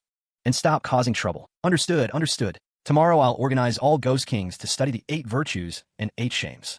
Sir, this is our underworld's freshest 10,000-year soul fruit. Please take it back for the Venerable Emperor to taste. And also this, a local specialty of ours. The wailing trumpet. Blow it, and it's really loud. Refreshes the mind. Can I trouble you? Drop a 5-star rating right in front of the Venerable Emperor. Damn again. This feeling is freaking awesome. I can feel your sincerity. I'll see about that good review. Mortal years passed swiftly. The Heaven Sword Dao sect flourished daily. Prodigies emerging one after another. The sect leader, who had been suppressing his cultivation base, Fa, also welcomed his moment to step into a new world. At the summit of Tu Dao Divine Mountain, the Heaven Sword Dao sect held a grand Ascension ceremony. Representatives from various imperial sects of Eastern Wasteland Prefecture, such as the Lai Hoa disciples, came to observe. The scene was grand. Times have changed. The current Heaven Sword Dao sect is beyond our comparison. On the high platform, Thokbat Tun, dressed in white, radiant and peerless. 4th Elder, Vo Dao, and the other elders below the stage watch the sect leader about to ascend, their faces full of reluctance. Sect leader, take care on your journey. When you get up there, for heaven's sake, don't forget to shut your mouth. Can't you talk properly? What take care on your journey? The sect leader is going to pioneer a new realm. Thokbat Tun turned back and smiled gently at everyone. A smile that could topple cities. A dazzling rosy cloud of ascension descended from the sky, enveloping him as everyone watched. Thokbat Tun's figure transformed into a holy light, shooting upward, disappearing into the horizon. A public ascension pool in the sacred domain. The pool water rippled. Around it, receptionists from various sects. Did you hear? The one who ascended this time is from the lower realms Eastern Wasteland Prefecture, a sect called the Heaven Sword Dao sect's leader. Heaven Sword Dao sect. What trash sect is that? Never even heard of it. Probably another wandering cultivator with no background. Let's not waste our time. Mortal years passed swiftly. The Heaven Sword Dao sect flourished daily. Prodigies emerging one after another. The sect leader, who had been suppressing his cultivation base, Fa, also welcomed his moment to step into a new world. At the summit of Tu Dao Divine Mountain, the Heaven Sword Dao sect held a grand ascension ceremony. Representatives from various imperial sects of Eastern Wasteland Prefecture, such as the Lai Hoa disciples, came to observe. The scene was grand. Times have changed. The current Heaven Sword Dao sect is beyond our comparison. On the high platform, Thokbat Tun, dressed in white, radiant and peerless. 4th Elder, Vo Dao, and the other elders below the stage watch the sect leader about to ascend, their faces full of reluctance. Sect leader, take care on your journey. When you get up there, for heaven's sake, don't forget to shut your mouth. Can't you talk properly? What take care on your journey? The sect leader is going to pioneer a new realm. Thokbat Tun turned back and smiled gently at everyone. Lightly clad, a dazzling Ascension radiance falls from heaven, enveloping him under everyone's gaze. Thokbat Tun's figure transforms into a holy light, surging skyward, disappearing into the horizon. A public Ascension pool in the sacred domain. The pool water ripples, surrounded by greeters from various great sects. Have you heard? The one who ascended this time is from the lower realm, Eastern Wasteland Prefecture, a sect leader of a place called Heaven Sword Dao Sect. Heaven Sword Dao Sect. What kind of trash sect is that? Never even heard of it. Probably another wandering cultivator with no background. Let's not waste our time. As soon as the words were spoken, a brilliant light bursts from the center of the pool. Thokbat Tun's figure slowly emerges from it, just as everyone thought no one would come to receive him. Two incredibly powerful auras descend from the sky. Kaiham Long and the Great Wilderness Disciple stand shoulder to shoulder, appearing above the Ascension pool. Behind them, followed by dozens of experts, all with auras of the sacred realm. Each of them wears a mournful face, forced to hold instruments like gongs, drums, and swanas. Take Qian Long and the Great Wilderness Disciple. Come before Thokbat Tun.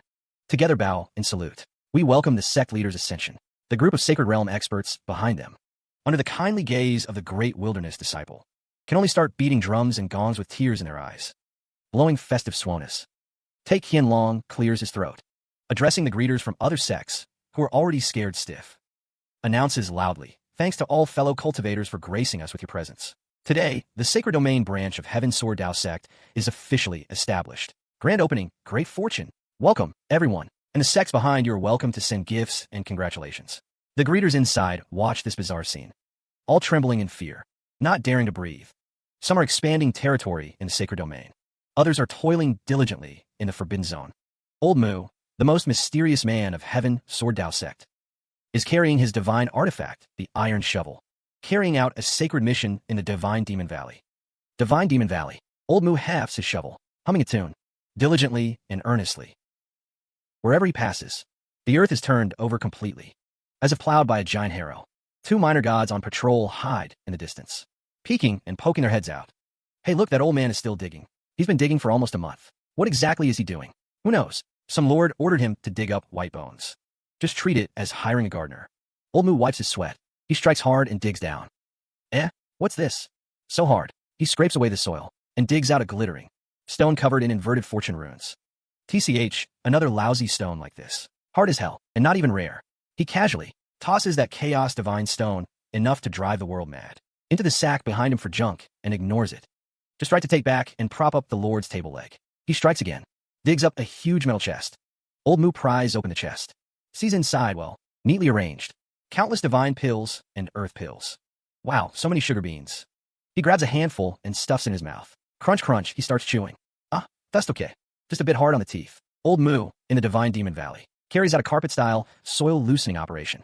He treats the demon god flowers planted by the divine demon sovereign for hundreds of millions of years, as if they were weeds, and digs them all up. The weapons vault hidden under his bed melts down as scrap metal. The secret savings buried next to the latrine, all dug up. 1 month later, the divine demon sovereign returns from the outside. He sees before him the place turned upside down, completely empty. Even the topsoil scraped off 3 feet deep. First, he's stunned. The next moment, he lets out a heart-wrenching wail that echoes through the universe. My flowers. My bundles of treasures. Damn it. The secret savings from 8 brothels. Who did this? Meanwhile, at Dragon Gate Mountain, Old Mu carries a huge, bulging sack. Bố Trường Sinh. My lord, the soil is fully loosened. This is what I dug up from the ground. Some broken stones and sugar beans. See if any of it is useful. He opens the sack. A pile of divine weapons, earth pills, and chaos divine stones roll out. Why did you bring back this junk again? How many times have I told you? The sect does not accept scrap. But didn't you order me to loosen the soil? After successive failed probes, the most mysterious of the 13 forbidden zones, the Soul Master, upon discovering that his lair, the chaotic heaven realm, is almost completely wrecked by Ko Truong Sin, finally decides to meet this uninvited guest in person. Gochung Xingsha Faigo directly descends into the core of the soul seed, a world formed by countless soul light points, boundless and infinite. Soul seed dominator, that ethereal and majestic voice, echoes from every corner of the world. Gochung Sing, welcome to me would. Here, time and space have no meaning. The laws are defined by me. Here, I am God. Makes it sound like a huge pyramid scheme rally, even with light effects. So you're the boss? Tell me, what benefits do I get for joining? Any year-end dividends? Meals and lodging included? It seems you still don't understand your situation. Here, your life and death are but a thought of mine. Submit to me. Become a part of me. You will attain eternal life. There are too many bugs in your world. And who told you this is your world? Bố Trường Sinh Phoenix speaking, facing this boundless soul world, opens his palm and gently clenches it. No, this is impossible. You, what kind of monster are you? How could you possibly shake my primordial world? Your world, no. Now it's mine. The enormous soul seed world, along with the soul seed dominator's consciousness, is ultimately compressed into the size of fist. A continuously spinning crystal ball. Inside the crystal ball, one can still see the soul seed dominator, that terrified and despairing face. Quality is passable, just a bit high on energy consumption. The system is also not very stable. He asked the dominator inside the crystal ball seriously. Hey, let me ask you something. Is this world waterproof? I want to take it back and use it as a sewer for our newly opened underworld. A purifying system slowly emanates from his body. Behind him, no longer a sea of clouds, but a river that spans past and present. The endless river of time stretching into the future, rushing and flowing. It's time to take a look at the real gaming table. As he finishes speaking, the void before him suddenly opens with a roar. A gate formed of endless stars and brilliant galaxies. A massive portal too magnificent to describe in words slowly opens. Behind the portal is a higher plane of existence, and the aura of laws incomprehensible to mortals. Everyone watches this miraculous scene. All are so shocked they cannot speak. Let's go, see if there's something tastier up above. Hong Loi and Nin Dao exchange a smile and follow without hesitation. Is a new era finally about to begin? He also follows. Your Excellency, wait for me. Don't walk so fast. All the core members stepped into the portal without hesitation. Bố Trường Sinh took one last look back. At this world he had thoroughly broken, and then rebuilt the corners of his mouth, curved into a mysterious smile. When all enemies had been beaten into submission, when all forbidden zones had become his own backyard, the chief disciple finally got bored. A deep, soul-level boredom.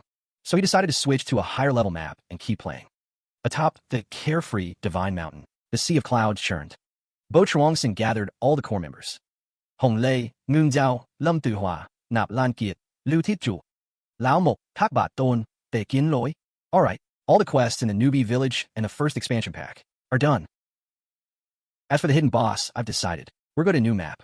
Elder Senior Brother, I want to go too. Me too. You stay. Someone has to watch the house. The sect can't be left unattended. Elder Senior Brother, look how loyal I am. Always at your beck and call. Even if I don't have merits, at least I have hard work. Take me with you. All right. Just kidding. Everyone's going. The more the merrier. Upon hearing this, everyone's faces lit up with anticipation and excitement. Elder Senior Brother, where are we going? The mortal realm? The Saint Domain? All too small. He spread his arms, closed his eyes, and a wave of ancient, vast aura, unlike anything before. When the chief disciple decides to play a game for real, the server of that game might just change owners. The Soul Sky Realm, this trial ground, open from an ancient forbidden zone, was about to welcome him. Bố Trường Sinh, leading Tehivan Swat Dao Sect, descended directly into the core of the Soul Sky Realm, right beside a colossal, floating soul crystal. The phantom of the soul seed sovereign emerged from the crystal. And Bawet Det Funta Bố Trường Sinh, Your Excellency, you have arrived. This is the core authority of the Soul Sky Realm. From today onward, it will obey your commands completely. A glowing orb radiating 7-colored light flew out from the soul crystal. And Daisatawat Bố Trường Sinh, is that it? The handover ceremony is so shabby. No newbie welcome package. No 88,888 Vaun Soul Cristales. Bad review. Your Excellency is right, little one. We'll definitely improve next time.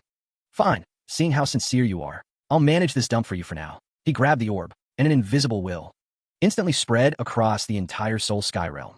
Admin privileges acquired. So what's the first thing to do? Of course, use public office for private gain. Time to hand out perks to my own sect. Bố Trường Sinh infused his spiritual power into the realm core, and his voice, like the Tao of heaven, instantly resounded. In every corner of the Soul Sky Realm, in the minds of every cultivator, 2 cultivators were fighting to the death over a soul herb. Ha. Dear players, dear fellow Taoists. Testing. Can you hear me? If you can, type 1. The 2 fighters both froze mid-action, looking around in confusion. An old man was breaking through to the Saint Realm in a cave. At the critical moment, still troubled by not being able to ascend, still worried about lacking cultivation techniques, still lonely without a Tao partner. Now your chance has come. The old man, startled by the sudden voice, choked, and lost his breath. Spiritual power ran wild, and he instantly fell into demonic deviation. Countless cultivators looked up at the same time, listening to this divine voice. The Heaven Sword Dao Sect Soul Sky Realm Admissions Office is now grandly open. We have the strongest faculty. That's me. Beautiful environment. The most comprehensive benefits. Just join us, and we'll cover meals, lodging, job placement, and ascension. Spaces are limited. First come, first served. The first 100 to sign up will even have the chance to earn the supreme honor of having lunch with me. Don't hesitate. Act now. Come to the Black Turtle Battlefield to register. The whole realm went silent, then exploded in thunderous cheers. Cultivators who had been fighting, treasure hunting, or in seclusion heard the announcement and went crazy, turning into streaks of light from every direction, all rushing toward the same place. Those still fighting looked at each other. Without a word, sheathed their swords. Let's call a truce. First go register together. After we get a spot, then we'll settle the score. One advertisement blew up the entire server. The registration point of the Heaven Sword Dao Sect was swamped, like the spring festival travel rush. Faced with such enthusiastic applicants, the chief disciple devised the simplest and crudest interview process in history. The Black Turtle Battlefield was a sea of people. Countless strong cultivators lined up. Kim Tu-hoa and the others looked at the scene, feeling the pressure. Elder Senior Brother, there must be hundreds of thousands of people. How do we test them all? Testing one by one would take until next year. Simple. When there are many people, use assembly line work to improve efficiency. He stood up, walked to the front of the stage, and addressed the dark, dense crowd below. Everyone quiet. Welcome to the registration. The entry test for our Heaven Sword Dao Sect is very simple. We won't test cultivation. We won't test comprehension. Only one thing, your ability to take a hit. He pointed to the expressionless Hong Lu beside him. Here are the rules. Anyone who wants to join the Heaven Sword Dao Sect, step forward and receive one sword strike from this senior sister Hong Lu. If you can stay standing, congratulations, you're in. If you can't take it and get sent flying, then crawl back on your own and get back in line at the end. The crowd erupted in uproar. Is that it? Are you kidding? One sword strike? Who do you think you're looking down on? Ha! I am the supreme elder of the Heavenly Wind Holy Land, a Saint Realm cultivator. Let me test how sharp this little girl's sword really is. Please. The Saint Realm elder exploded with his aura, summoned his life-bound treasure, and stood on guard. Little girl, watch my sword. Before he even finished speaking, Hong Lu didn't even lift an eyelid. She just casually drew the ghost's sword at her waist and swung it lightly at him. A blood-red sword light, too fast to track, flashed by. That arrogant Saint Realm elder, along with his treasure, didn't even have a chance to react before he was like an aluminum can hit by a speeding truck. Instantly deformed, turned into a shooting star, screaming as he vanished over the horizon. The whole place fell into dead silence again. Everyone's jaws dropped, faces frozen in shock. Not qualified. Next. The crowd stirred, but no one dared to underestimate anymore. A celestial realm expert steeled himself and stepped forward, layering 17 or 18 defensive shields around himself. I am ready. Please instruct me. Hong Lu still showed no expression and casually swung her sword. Please do enlighten me. Hong Le Vi Main Et Bo Sin. She casually swings her sword. 17 or 18 layers of shields, fragile as paper, shattered in an instant.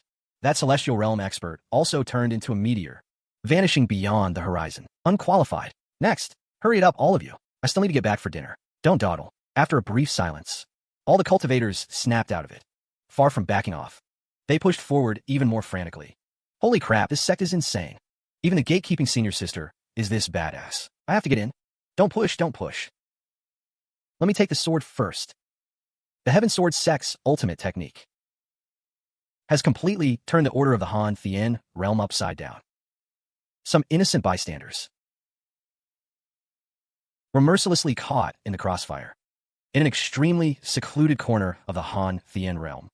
A dwelling wrapped in 9,999 layers of prohibitions and formations. You're killing me.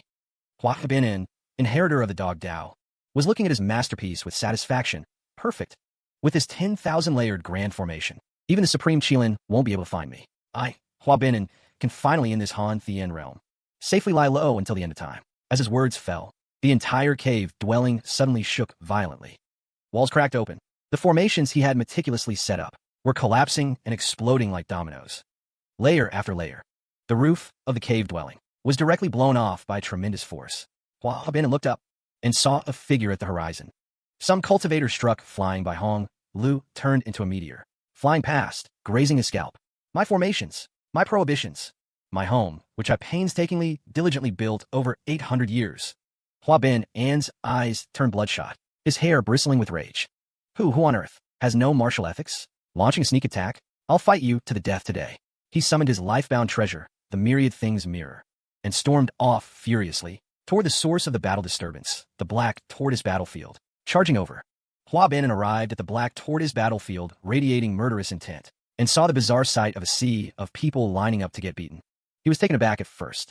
Then, his gaze locked onto the one sitting on the high platform, cracking sunflower seeds, holding a megaphone and shouting next. The culprit was you, destroying my home. His eyes met Ko Chuang Sin's in midair.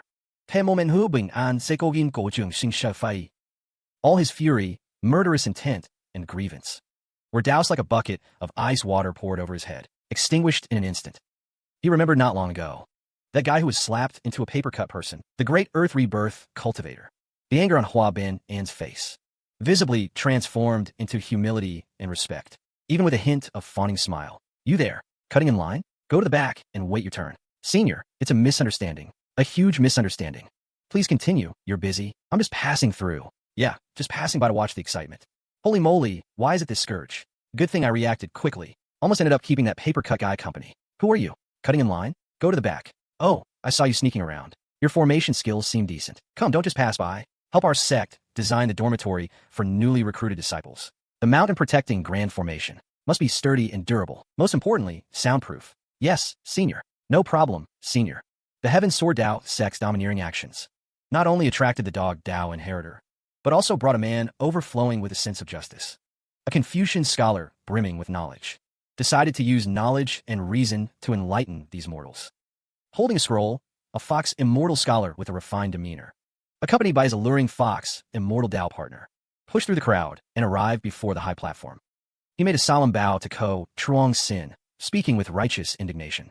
Sir, I am from the Howard Academy, the Fox Immortal Scholar. I observe that your sect's actions are erratic and tyrannical, violating the harmony of heaven. Confucius said, do not do to others what you do not want done to yourself. You select disciples through violence. Is it the conduct of a righteous and reputable sect? Today I have specifically come to debate the Tao with you. The surrounding cultivators nodded, feeling he made sense. What's Confucius to you? Are you close with him? The sage Confucius is the teacher of 10,000 generations. I merely cite his classics to rectify my Tao. Oh, so that means not close. Since you're not close, then what's the point of quoting him? To make yourself look cultured? Then what Tao are you debating with me? You haven't even figured out your own Tao yet. You're twisting words. I only ask you. Do you know, I also ask you 3 questions. He raised his first finger. Who are you? I. Ho Tien No, where do you come from? I come from the Howard Academy. Where are you going? These seemingly simple 3 questions were like 3 bolts of heavenly lightning, striking fiercely into the scholar's soul. The pride on his face vanished instantly, turning to confusion. His eyes went blank, and he began to mutter to himself. Who am I? I'm a fox immortal, a scholar, but that's just a title. The true me, who am I? I come from the Howard Academy. But why did I come? Where am I to go? To enlighten all beings? But I myself haven't yet understood. Who am I? Swirling patterns appeared in the scholar's eyes like mosquito coils. His brain completely crashed. White smoke rose from the top of his head. Seems you don't even know who you are, yet you come here to lecture others. Go back and think it over, right? At that moment, the scholar suddenly shuddered, as if he had figured something out. He dropped to his knees abruptly and grabbed Chuang Sin's thigh. His eyes shone with an extremely fanatical light. Teacher, you are my teacher. Your questions contain the principles of heaven and earth, enlightening the deaf and awakening the obtuse. Please, you must resolve my doubts. Let go, let go.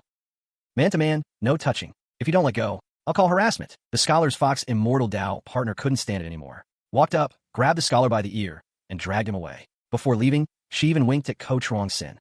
Just got rid of one sour scholar. Now here comes a deviant monk.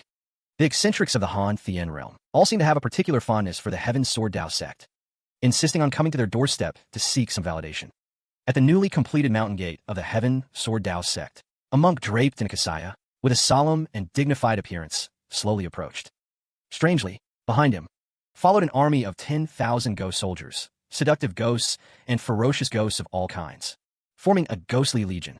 Ghostly energy soared to the heavens, forming a bizarre contrast with the Buddhist light on his body. Amipa, I, the Buddha ghost, have heard that the sect master here is steeped in killing, so I have come specially to enlighten him. Benefactor, Ko Chuang Sin's figure appeared atop the mountain gate. Master, you've mistaken me. I never kill. I only send people to the afterlife. Benefactor, your malevolence is too heavy. Your attachment's too deep. The sea of suffering has no shore. Turn back and you'll find a shore. Why not lay down your butcher's knife and follow me in cultivation, using your transcendent cultivation to save all beings? Master, first of all, I don't use a knife. That thing isn't environmentally friendly. I don't use a knife. That thing's not eco-friendly. Also, I usually use this to kill people. He raised his hand and snapped his fingers. Ha, see? Neat and clean, and no noise. If you remain obstinate, benefactor, so be it. Today, this humble monk will show you the compassion of the Buddha. Come out, my 3,000 beauties, go enlighten him. Behind him, the tens of thousands of ghostly souls let out sneering laughs. They were about to charge at Bố Trường Sinh. Ah, he really didn't want to work overtime. He snapped his fingers again at that ghost lord. Purify him. The moment his finger snap landed, a golden light, 10,000 times more sacred than that of the Buddha ghost monk, descended from the heavens. Wherever the golden light passed, those ghostly souls, once hideous and shrouded in demonic aura, their murderous energy was instantly purified, leaving them spotless. Each one showed a peaceful, liberated expression. Then turned into specks of light and entered the cycle of reincarnation. In just a single moment, behind the Buddha ghost monk, there was nothing left. The smile on the Buddha ghost monk's face froze. He looked behind him at the empty, not even a ghostly shadow, the empty ground, and rubbed his eyes in disbelief. My ghosts, my 3,000 beauties, my limited edition SSR collection I've hoarded for millennia, all gone. See, I told you, I don't use a blade. The Buddha ghost monk wept bitterly. But as he wept, he suddenly froze. Gone, all gone. All my attachments are gone. I feel so light. He suddenly looked up, face covered in tears, gazing at Bố Trường Sinh, his eyes filled with the light of awakening. Amipa, thank you, benefactor, for your guidance. It was you who severed this monk's obsessions. And let me see my true self. You are the true, living Buddha. Please accept this monk's bow. As time went on, the rankings on the Han Thien Steel nearly became an internal honor roll of the Heaven Sword Dao sect. This not only made outside cultivators envious and resentful, but also made the perfectionist chief disciple feel a slight sense of imbalance. Beneath the Han Thien Steel, the atmosphere was oppressive. In the top 100 of the ranking, the Heaven Sword Dao sect's name occupied over 70 spots, glittering with golden light, particularly glaring. Elders and prodigies from other holy lands stared at the list, their expressions growing uglier by the moment. Outrageous. Absolutely outrageous. This Heaven Sword Dao sect has no shame in how they hog the spotlight. Exactly. They must be using some group cheating technique. The golden list of Heaven's Dao. How sacred it is. How can they be allowed to defile it like this? Got a problem with that? If you don't like it, have your own chief disciple. Add a suffix for you too. Oh, I forgot. You don't have a chief disciple. Just then, Bố Trường Sinh, Zaning, strolled over to the base of the Han Thien Steel again. As soon as he appeared, the crowd, which had been buzzing with discussion, instantly fell silent. All eyes snapped onto him, filled with wariness and fear. Not bad, not bad. All friends here. Pleasing to the eye. Just the layout is a bit monotonous. Lacks brand recognition. Under everyone's terrified gaze, Bố Trường Sinh again the finger that had altered the ranking structure. He flew to the front of the Han Thien Steel. What does he want to do now? Is he going to change the entire ranking? All to members of his sect? Crazy. This demon is completely insane. Bố Trường Sinh didn't modify the rankings. Instead, behind the name of every Heaven Sword Dao sect disciple, he started graffiti. Golden light swirled at his fingertip, like a master calligrapher. On lâm tu hoa, nap lan kiet, lu tit chu, en o te. Behind their names, he added a line of equally glittering golden suffix. Bố Trường Sinh stamped his soul upon it. The Han Thien Steel once more blazed with golden light. Tacitly accepting this modification, looking around, the entire ranking glittered with gold, giving a strong so-and-so was here vibe. This can happen. The golden list of Heaven's Dao. The golden list of Heaven's Dao. Has it no dignity left? MHM, that's more like it. Stamped with my exclusive tag. Looks much better now. He glanced around at the petrified crowd and gave a friendly smile. From now on, when you're out there, if anyone dares to lay a hand on those under my protection, that's not giving me face. You know the consequences. All cultivators of the Heaven Sword Dao sect, after hearing this, silently and without making a sound, moved 3 chi away from those Heaven Sword Dao sect disciples on the ranking. 3 chi away. The tree desires stillness, but the wind will not cease. Just as the Heaven Sword Dao sect was having fun in the Han Thien realm, enjoying themselves immensely, an old friend returned from the holy domain, bringing his fury and a brand new cheat. From the holy domain, beneath the Han Thien Steel, everyone was still reeling from the shock of Bố Trường Sing's graffiti, when suddenly the sky changed color with wind and clouds. A figure in white robes descended from the sky, stepping on multicolored auspicious clouds. His aura was hundreds of times more powerful than when he was in the demon realm, more than 100 times stronger. It was deep then. Bố Trường Sinh, Ambak. The crowd felt his terrifying aura and quickly retreated. Who are you? You look familiar. Oh, I remember now. Aren't you the one whose spine I pulled out and later was caught by the demon lord to be taught manners? What's your name again? Zaza Lukto? My name is Deep Than. The first words when enemies meet often hit the weakest spot most accurately. Bố Trường Sinh, Zeus Themi Sesabon, insulted my dignity. Today I will make you understand what a true child of destiny is. My master has rebuilt my Tao foundation. Today I will surely tear you into pieces. To avenge my shame, he drew his sword, pointing it at Bố Trường Sinh with an overwhelming aura. Yet Bố Trường Sinh didn't even bother to look. He, toward a Tai Hong disciple nearby, who was competing with Lu Thiat Tru over who had more appetite, shouted, "Hey, you there, stop eating. Come over and get some exercise."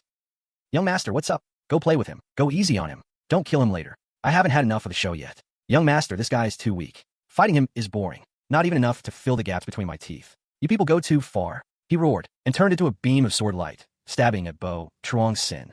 "Andai, Tai Huang. If you can't finish him within 10 moves, then no dinner tonight." "No way, young master." He spun around sharply, looking at the charging Deep Than, his eyes turning hostile. "One move is enough." Facing Deep Than's earth-shattering sword strike, the Tai Hong disciple neither dodged nor avoided. He simply threw a single punch. Deep swat lai seto in being, and he himself was like struck by a star, letting out a scream, flying backward even faster than he came, again becoming a meteor on the horizon. "Young master, it's done. Dinner's still on, right?" When the disciple can't win, the master steps in. After Deep Than was mercilessly crushed again, the mysterious old man behind him finally couldn't sit still, decided to come in person. Deep Than's figure flew back in a sorry state from afar. Before he could even steady himself, behind him, an aged and majestic sovereign silhouette emerged. A terrifying sovereign pressure instantly shrouded the entire scene. All Saint Stage powerhouses felt a chill in their hearts. "Young man, spare where you can. You've already won. Why must you press so hard and annihilate him?" Everyone trembled under that pressure. They all thought this mysterious powerhouse was about to stand up for his disciple. Bố Trường Sinh looked at the silhouette and laughed instead. "Oh, isn't this the old dog from AM Sun? How'd you escape from the forbidden demon abyss? And you've changed your vest and started cosplaying. Young friend, you've mistaken me. I am the Tontian Supreme, wandering the four seas. I have nothing at all to do with this AM Sun old ancestor you speak of." "Oh really? Then why do I smell a familiar doggy odor? I'd recognize you even if you turned to ash." "Nonsense. You brat, stop slandering me here. Defaming my reputation. Fisk, won't admit it, huh? Fine. Looks like I'll have to show you the replay. Help jog your memory." Trường Sinh casually waved his hand, and a giant light screen appeared in midair. The screen began playing a clear video. It was exactly when Hua Tung Dao, back in the forbidden demon abyss, was bound by the law chains, wagging his tail and begging for mercy in front of Bố Trường Sinh, even offering to call him dad and be his dog, all the black history. The video was HD, the audio loud and clear, and it even had subtitles. Deep Than stared at the screen, that humble, dust-in-the-dirt master of his. His faith completely collapsed. The guy was totally dumbstruck. The crowd erupted in thunderous laughter. The Tontian Supreme's silhouette shook violently amid the jeering, as if it might dissipate at any moment. "Turn it off. Turn it off now." "Uh-huh. See? I told you it was you. Getting old. Having a bad memory. I get it." The farce was finally coming to an end. Once all the actors had taken the stage and made their ridiculous curtain calls, Bố Trường Sinh decided to find the director behind this grand play and have a good talk about the script. Bố Trường Sinh Shao Fai Ge descended once again into the core of the hybrid seed, that world made of countless souls. The silhouette of the soul seed sovereign appeared. He dropped all pretense, a cold smile on his face. "Bố Trường Sinh, you came after all. Good. Saves me the trouble of looking for you. Thank you for gathering so many fresh and powerful souls for me. They will all become the power for my breakthrough. Your acting is terrible. Your lines are cliché too. Zero originality. From the moment you sent that paper man to find me, I knew exactly what you were planning. I played along the whole time, just to see how long you could hold out, and what new tricks you pull. And this is it. Pretty disappointing. Arrogant. Even if you saw through me, so what? Here, I am invincible. You, and this entire mixed heaven realm, all its voices will become my nourishment." Endless soul power converged, forming a giant hand that blotted out the sky. Zikjing Fall Bố Trường Sinh. Tisk, game over. Under the soul seed sovereign's horrified gaze. Bố Trường Sinh with 1% lie. Behind him, it was no longer the soul world, but a surging, boundless river of time. He was no longer that 11-year-old boy. He was a supreme sovereign overlooking the birth and death of ages. "I am time undefeated." Bố Trường Sinh gently pointed a finger at the soul seed sovereign. "Playing with souls before me? You're not qualified. The soul seed sovereign's arrogant consciousness was erased, along with all the power he had gathered. Under that finger, everything was wiped clean from its very root, leaving no trace. The sovereign was destroyed. The entire mixed heaven realm lost control. It began to tremble violently. Space collapsed, on the verge of destruction. All the cultivators inside fell in a panic. Just then, Bố Trường Sin's figure appeared in the sky. He had returned to his youthful appearance. Such a good server. Such a waste to blow it up. Let's recycle it. He slowly brought his hands together, facing the entire mixed heaven realm. The boundless mixed heaven realm, under the shocked gaze of all the cultivators, began to compress inward violently, finally becoming a crystal-clear orb, with countless stars swirling inside it. Landing in Bố Trường Sinh Shahan. Bố Trường Sinh sent a telepathic message toward Lam, Tu Hoa, and the others. Let's go. Time to head home. The mixed heaven realm journey ended in a way no one expected. The curtain fell. The Heaven Sword Dao sect returned in triumph, and their chief disciple could finally get a good night's sleep. At Tu Dao Spirit Mountain, Longma Mountain Cliff Flat, Bố Trường Sinh Zigan, and casually tossed the mixed heaven crystal orb to Thokbat Tong, who had come to greet him. Master Sister, here's a new instance dungeon for the sect. Find a place to install it. From now on, disciples can use it for training, assessments, whatever. Fully automated and smart. Saves trouble. So, this is the entire mixed heaven realm. Yep, I off the original server admin. Now, it belongs to the Bo family. Chief, can Saint Stage cultivators enter too? I like to go in and grind some XP. Sure, but if you go in, you might get killed by those new gatekeeping disciples I just recruited. I'd advise you to think twice. Just then, a commotion arose from the mountain gate. The gate guarding disciple Long, Tu Ho, came to report. Chief, a man named Sothien Thursday requests an audience outside the gate. He's that disciple from the previous Leet Dung Valley sect. Wait, didn't he die? Risen from the dead? Sothien Tu? Didn't he commit suicide by throwing himself into the sun-burning remnant lightning? Let's go take a look. At the mountain gate, Sothien Thursday, who should have been dead, was kneeling on the ground with a devout expression. When he saw Bố Trường Sinh come out, he prostrated himself in excitement. Master above, please accept your disciple's bow. Who are you? You must have the wrong person. No mistake, Master. Back in the sun-burning remnant hall, though your disciple died, my soul did not dissipate. Instead, it entered an endless cycle of reincarnation. In that endless reincarnation, I saw your mighty figure. You sat atop the river of time, overlooking the ages. It was you who pointed a finger and awakened my lost self, letting me see through life and death and gain new life. You are the light I will follow in this life. My one and only Tao Master. Bố Trường Sinh leads then speak. And his face showed an expression as dumbfounded as Sothien Thursday's, with all kinds of monsters and demons, and various prodigies officially joining the sect. The Heaven Sword Dao sect's strength grew day by day. It seemed nothing could stop its rise. So the chief disciple, having met all his KPIs, made a decision that went against his ancestors and all the involution, and declared a vacation for the cultivators of Tu Dao Spirit Mountain.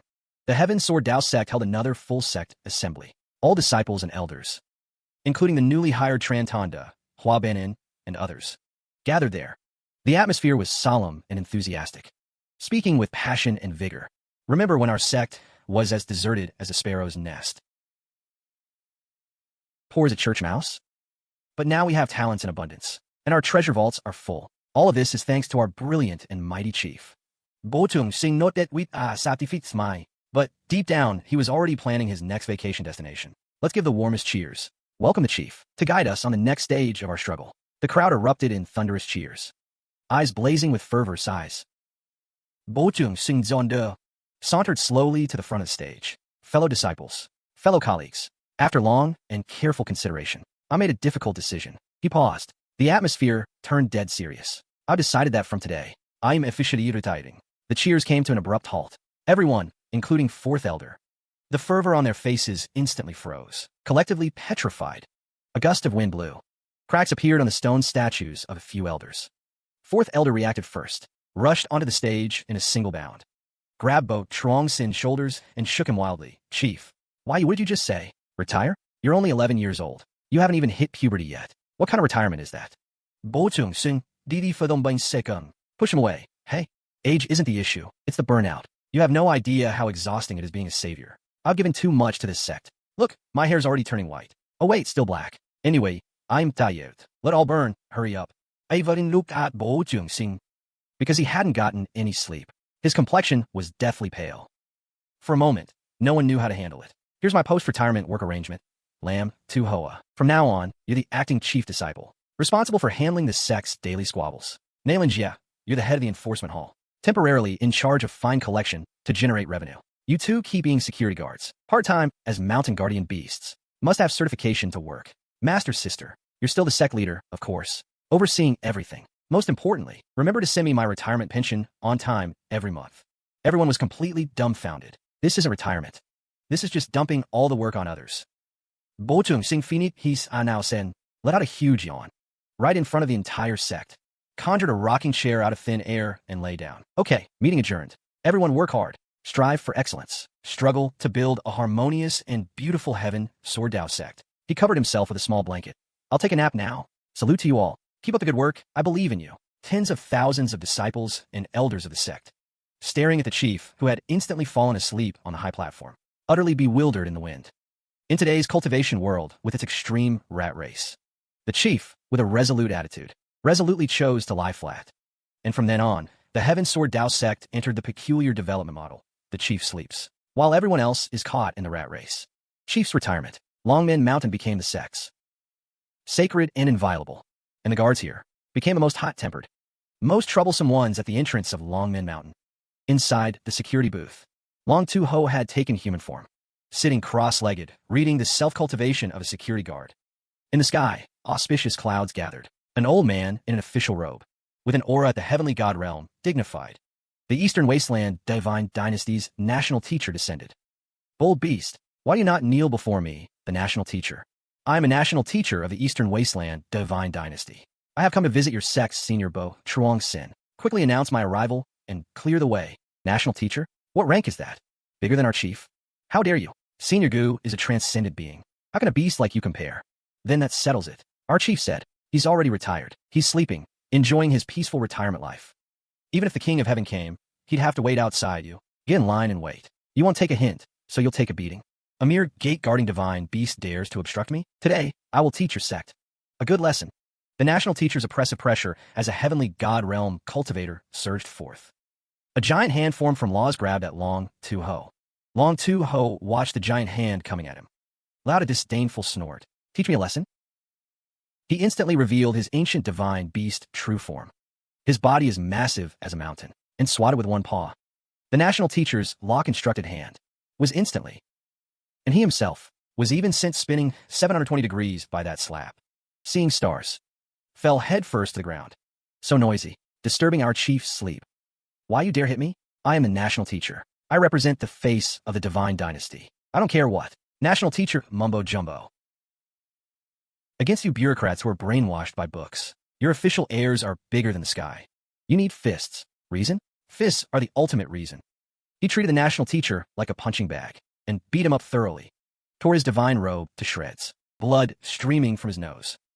After the beating, Long Tu Ho threw him out of the mountain gate like trash. Scram, if you come again to disturb our chief's sleep, I'll break your legs. The disheveled national teacher scrambled to ride his auspicious cloud.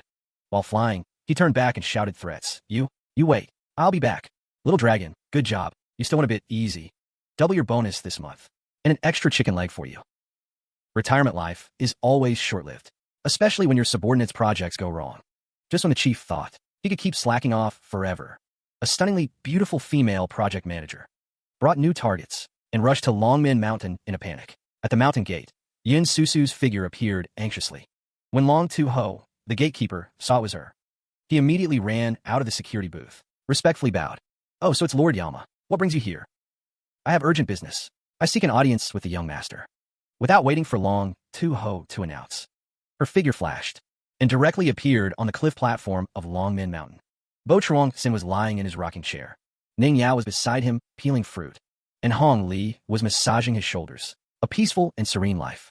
Young master, something terrible. What's wrong? Did the underworld run out of payroll? Or is the cafeteria food bad? The sky is falling. Worse than the sky falling. The reconstruction of the underworld is blocked. Senior Shangue Yao was severely injured by a mysterious force. Now her life is unknown. Hearing that Shangue Yao was severely injured, Bố Trường Sinh finally sat up. The laziness on his face faded. Oh, who did it? Don't know. The enemy is extremely powerful. Their methods are also very bizarre, specifically targeting souls. Even my Ghost City source could not fully defend. I suspect their origin may be related to the legendary Samsara Forbidden Zone. Ning Yao and Hong Li heard Samsara Forbidden Zone and stopped what they were doing. Their expressions turned grave. The atmosphere on the entire cliff instantly dropped to freezing point. In such a tense atmosphere. After hearing this, Bố Trường Sinh just nodded. I see. Then he pointed to the stone pillar beside them. Should we leave now? Leave? To do what? You came at just the right time. Sister Ning, Yao made my favorite true dragon feast today. The ingredients were all borrowed from the East Sea Dragon King. Fresh as can be. Come have some. Time to eat now. For him, nothing's bigger than eating. Don't worry, he won't die. Besides, you need a full stomach to beat people up. This is a strategic issue. You wouldn't understand. As if everything was under control. Her previously frantic heart somehow miraculously calmed down. Full and satisfied. Time to work again. This time, the chief disciple decided to deploy everyone. Men and women working together. A targeted rectification campaign against Ghost City is about to begin. In Ghost City, the area originally under reconstruction, now was occupied by ancient residual souls with powerful auras. They made a massive mountain of bones their nest. Demonic energy soared to the sky. The leading Saint Emperor residual soul sat on a bone throne, with several injured ghost soldiers beneath his feet, and ghost messengers. Bố Trường Sinh and Ota appearing before him in full force. Who do I see? So it's the new master of Ghost City. What? A little girl brought a baby, still nursing?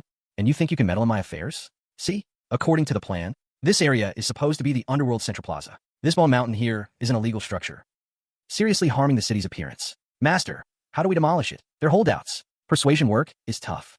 So the two of you, as the executive team leaders for this demolition operation, your task is to help them physically relocate. You're asking for death. How dare you ignore me? He roared, carrying countless bone remnants, turning into a black torrent, charging at Bố Trường Sinh and the others. Facing the oncoming enemy, both saw the excitement in each other's eyes. Who's the real holdout? As far as the eye can see, all is for battle. Level it to the ground. Like two out-of-control giant tanks. Charge out excitedly. Lu Thiet True completely ignored the residual soul's attacks. He rushed to the bone mountain. His arms actually managed to uproot that mountain-like bone mountain entirely.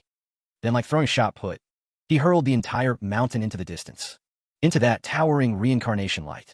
On the other side, Long Tu Ho revealed his true form, opened his massive bloody maw, and in a single whale-like gulp, sucked in thousands of residual souls. Then he burped. Not bad taste. The Saint Emperor residual soul saw this, completely terrified, turned and tried to flee. Construction site. No, running around. A giant hand formed of laws descended from the sky, smashed the residual soul into the ground, leaving only his head above ground, a face full of despair. Demolition complete. Now for infrastructure development. A project that could reshape the eons. A great work to reorder the heavens. Under the personal direction of the chief disciple. Groundbreaking officially begins. After clearing the holdouts, a huge open space appeared in the center of Ghost City. Bố Trường Sinh hover in midai. He took out the previously packed Hun Tian realm crystal ball. All right, we have a server. He drove the crystal ball into the ground. In an instant, the entire Ghost City was enveloped by endless soul power. Then, he began to deploy personnel and arrange positions.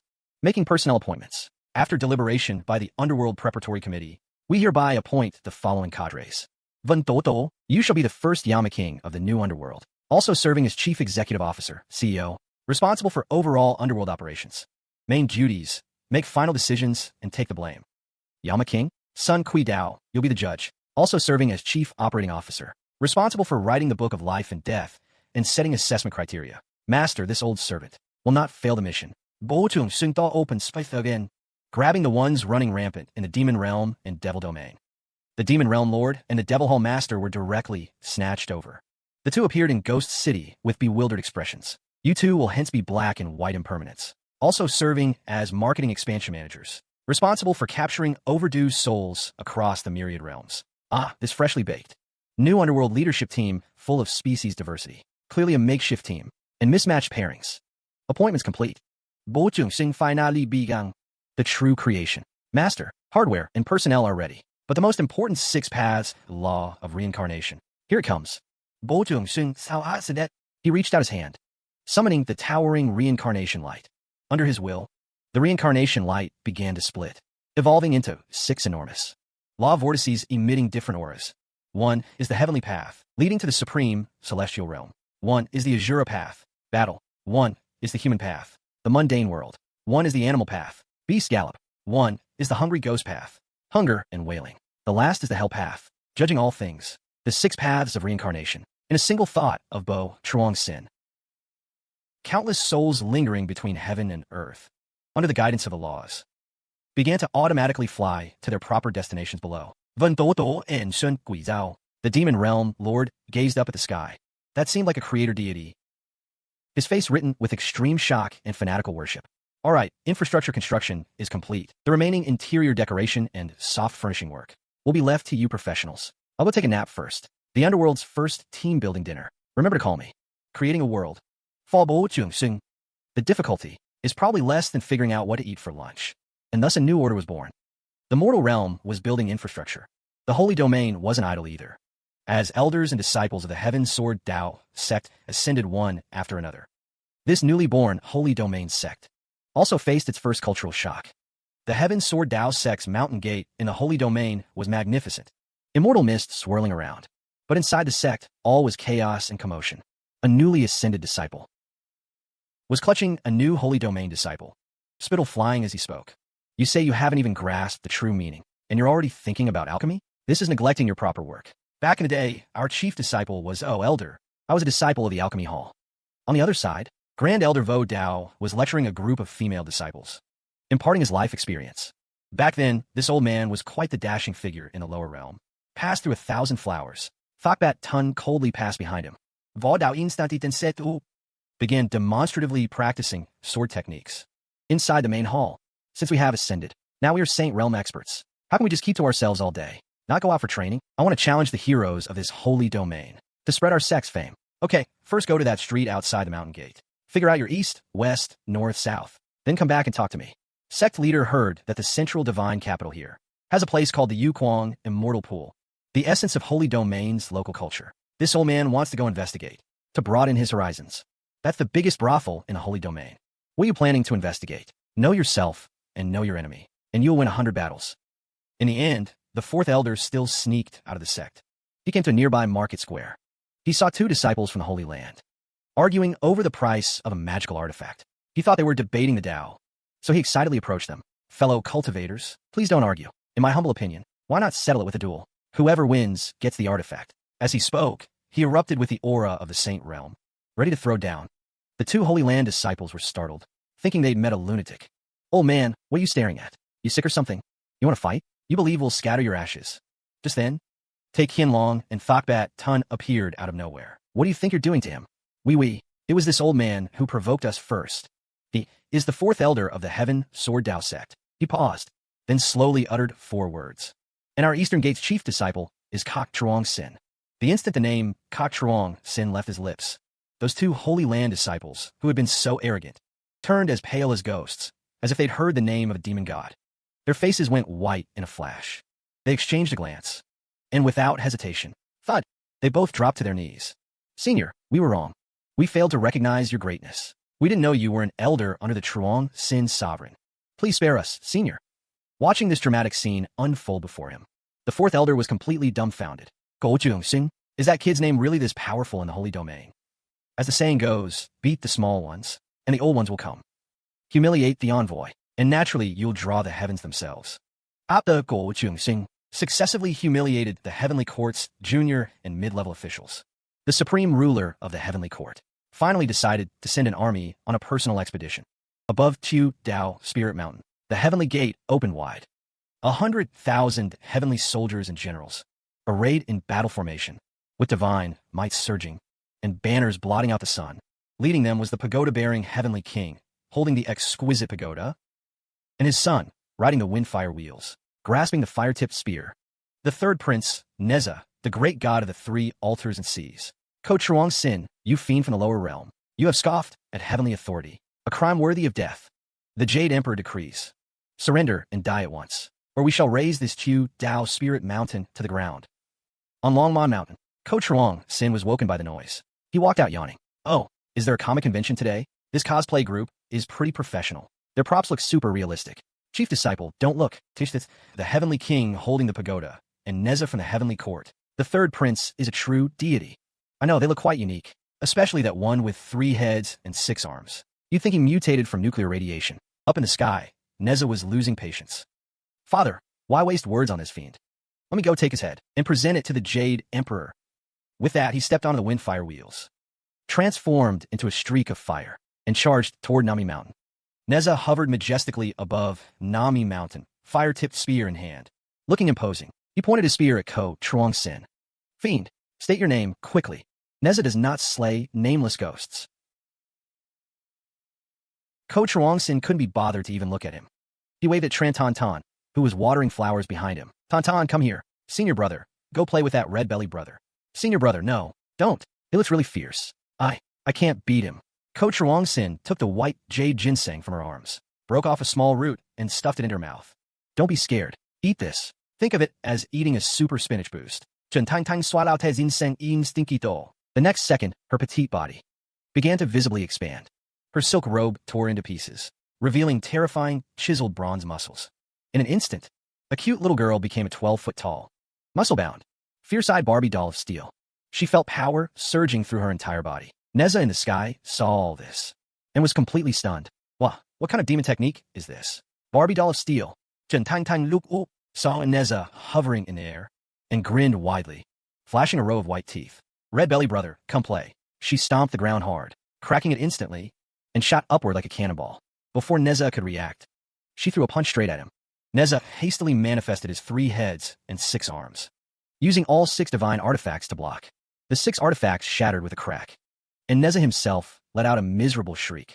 Like a baseball hit for a home run, he turned into a shooting star in an instant, disappearing beyond the horizon. The Vanguard General was K.O.D. by an unknown little girl.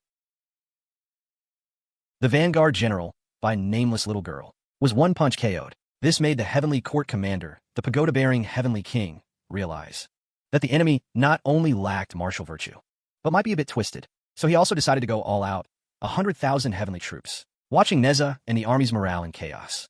The pagoda-bearing Heavenly King Li Jing's face turned livid. He roared, "Demon, don't get cocky. How dare you hurt my son? Watch my pagoda." He tossed the Linglong pagoda. The Linglong pagoda grew as it caught the wind, in an instant becoming as huge as a mountain. Golden light burst from the base of the pagoda, generating an unmatched suction force, about to suck in the entire Dragon Gate Mountain. The members of the Heaven Sword Dao sect, under this suction, staggered and swayed, unable to stand steady. Bố Trường Sinh looked at the enormous pagoda, frowned. What a huge illegal structure. It's ruining the cityscape, under everyone's astonished gaze.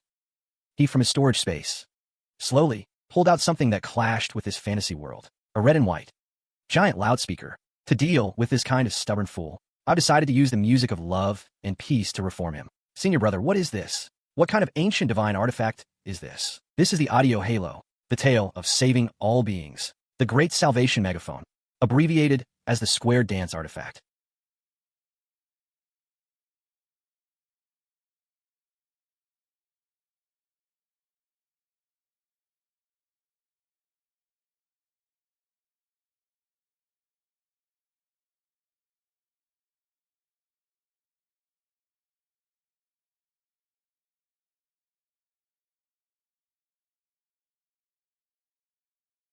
Bố Trường Sinh aimed the megaphone at the 100,000 heavenly troops in the sky, and a heavenly general pressed the play button. What the hell is this demon up to now? The prelude ended. A most solemn, yet screaming male voice suddenly burst from the megaphone. Namo hi luo, cheong na duo luo yi. This demonic music was like the most terrifying spiritual pollution, instantly sweeping through the entire heavenly troop battle formation. Under this world-destroying Buddhist sound, the 100,000 heavenly soldiers first all froze in shock, then covered their ears, showing expressions of extreme pain. My ears are getting pregnant. No, my soul is splitting apart. What kind of Tao sound is this? I think I'm missing something. Row after row of heavenly soldiers and generals fell like dumplings into a pot, foaming at the mouth, rolling their eyes, tumbling down from the clouds. Some even midair, uncontrollably following the rhythm, started dancing a strange dance. Pagoda-bearing Heavenly King tried to use his pagoda to suppress this dragon, but the Linglong pagoda itself began to follow the drumbeat, buzzing and vibrating in the air. Come on, everybody, put your hands up. Let's party. This is an immortal entry worse than death. In the end, pagoda-bearing Heavenly King looked at his severely battered army and was scared out of his wits. withdrew his pagoda, and fled. And fled without looking back. Bố Trường Sinh aimed his loudspeaker at the 100,000 heavenly soldiers in the sky, and pressed play. What trick is this demon up to now? The intro ended, an immensely solemn, yet guttural male voice erupted violently from the loudspeaker. Namo hi luo, cheong, na, duo luo yen. This demonic music was like the most terrifying mental contamination. Instantly swept through the entire heavenly battle formation, 100,000 heavenly soldiers. Under this earth-shattering Buddhist sound, they first all froze in shock, then covered their ears, showing expressions of extreme pain. My ears are pregnant. No, my soul is splitting apart. What kind of sound of the great Tao is this? I think I've attained enlightenment. Groups of heavenly soldiers fell like dumplings being dropped into a pot, foaming at the mouth, rolling their eyes as they tumbled from the clouds. Some, even while in midair, uncontrollably followed the rhythm, and started dancing a strange dance. Pagoda-bearing Heavenly King tried to use his pagoda to suppress this demonic shadow. But the Linglong Pagoda itself began to follow the drumbeat, buzzing and vibrating in the air. Come on, everybody.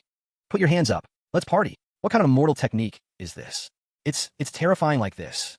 In the end, pagoda-bearing Heavenly King looked at his severely battered army and was scared out of his wits, withdrew his pagoda, and fled. Fled without looking back. The 100,000 troops collapsed without a fight, losing all face, seated high in the Jade Emperor's hall. After listening to Li Jing's tearful report, he finally decided to personally have a video call with this unorthodox internet-addicted youth. Video call to discuss matters on Dragon Gate Mountain. A sky-shaking sword aura spread as immortal light shone everywhere, and incredibly huge. Like an IMAX movie screen lingered in the sky. Within a light screen, a figure wearing a 9-dragon robe and a crown of celestial radiance. An immensely majestic figure slowly appeared. A terrifying heavenly authority descended. Everyone of the Heaven Sword Dao sect, including the fourth elder, felt a tremor in their hearts and involuntarily wanted to kneel. Bố Trường Sinh, zao now zao climb, in such an imposing atmosphere. Bố Trường Sinh, however, looked up at the light screen with great interest.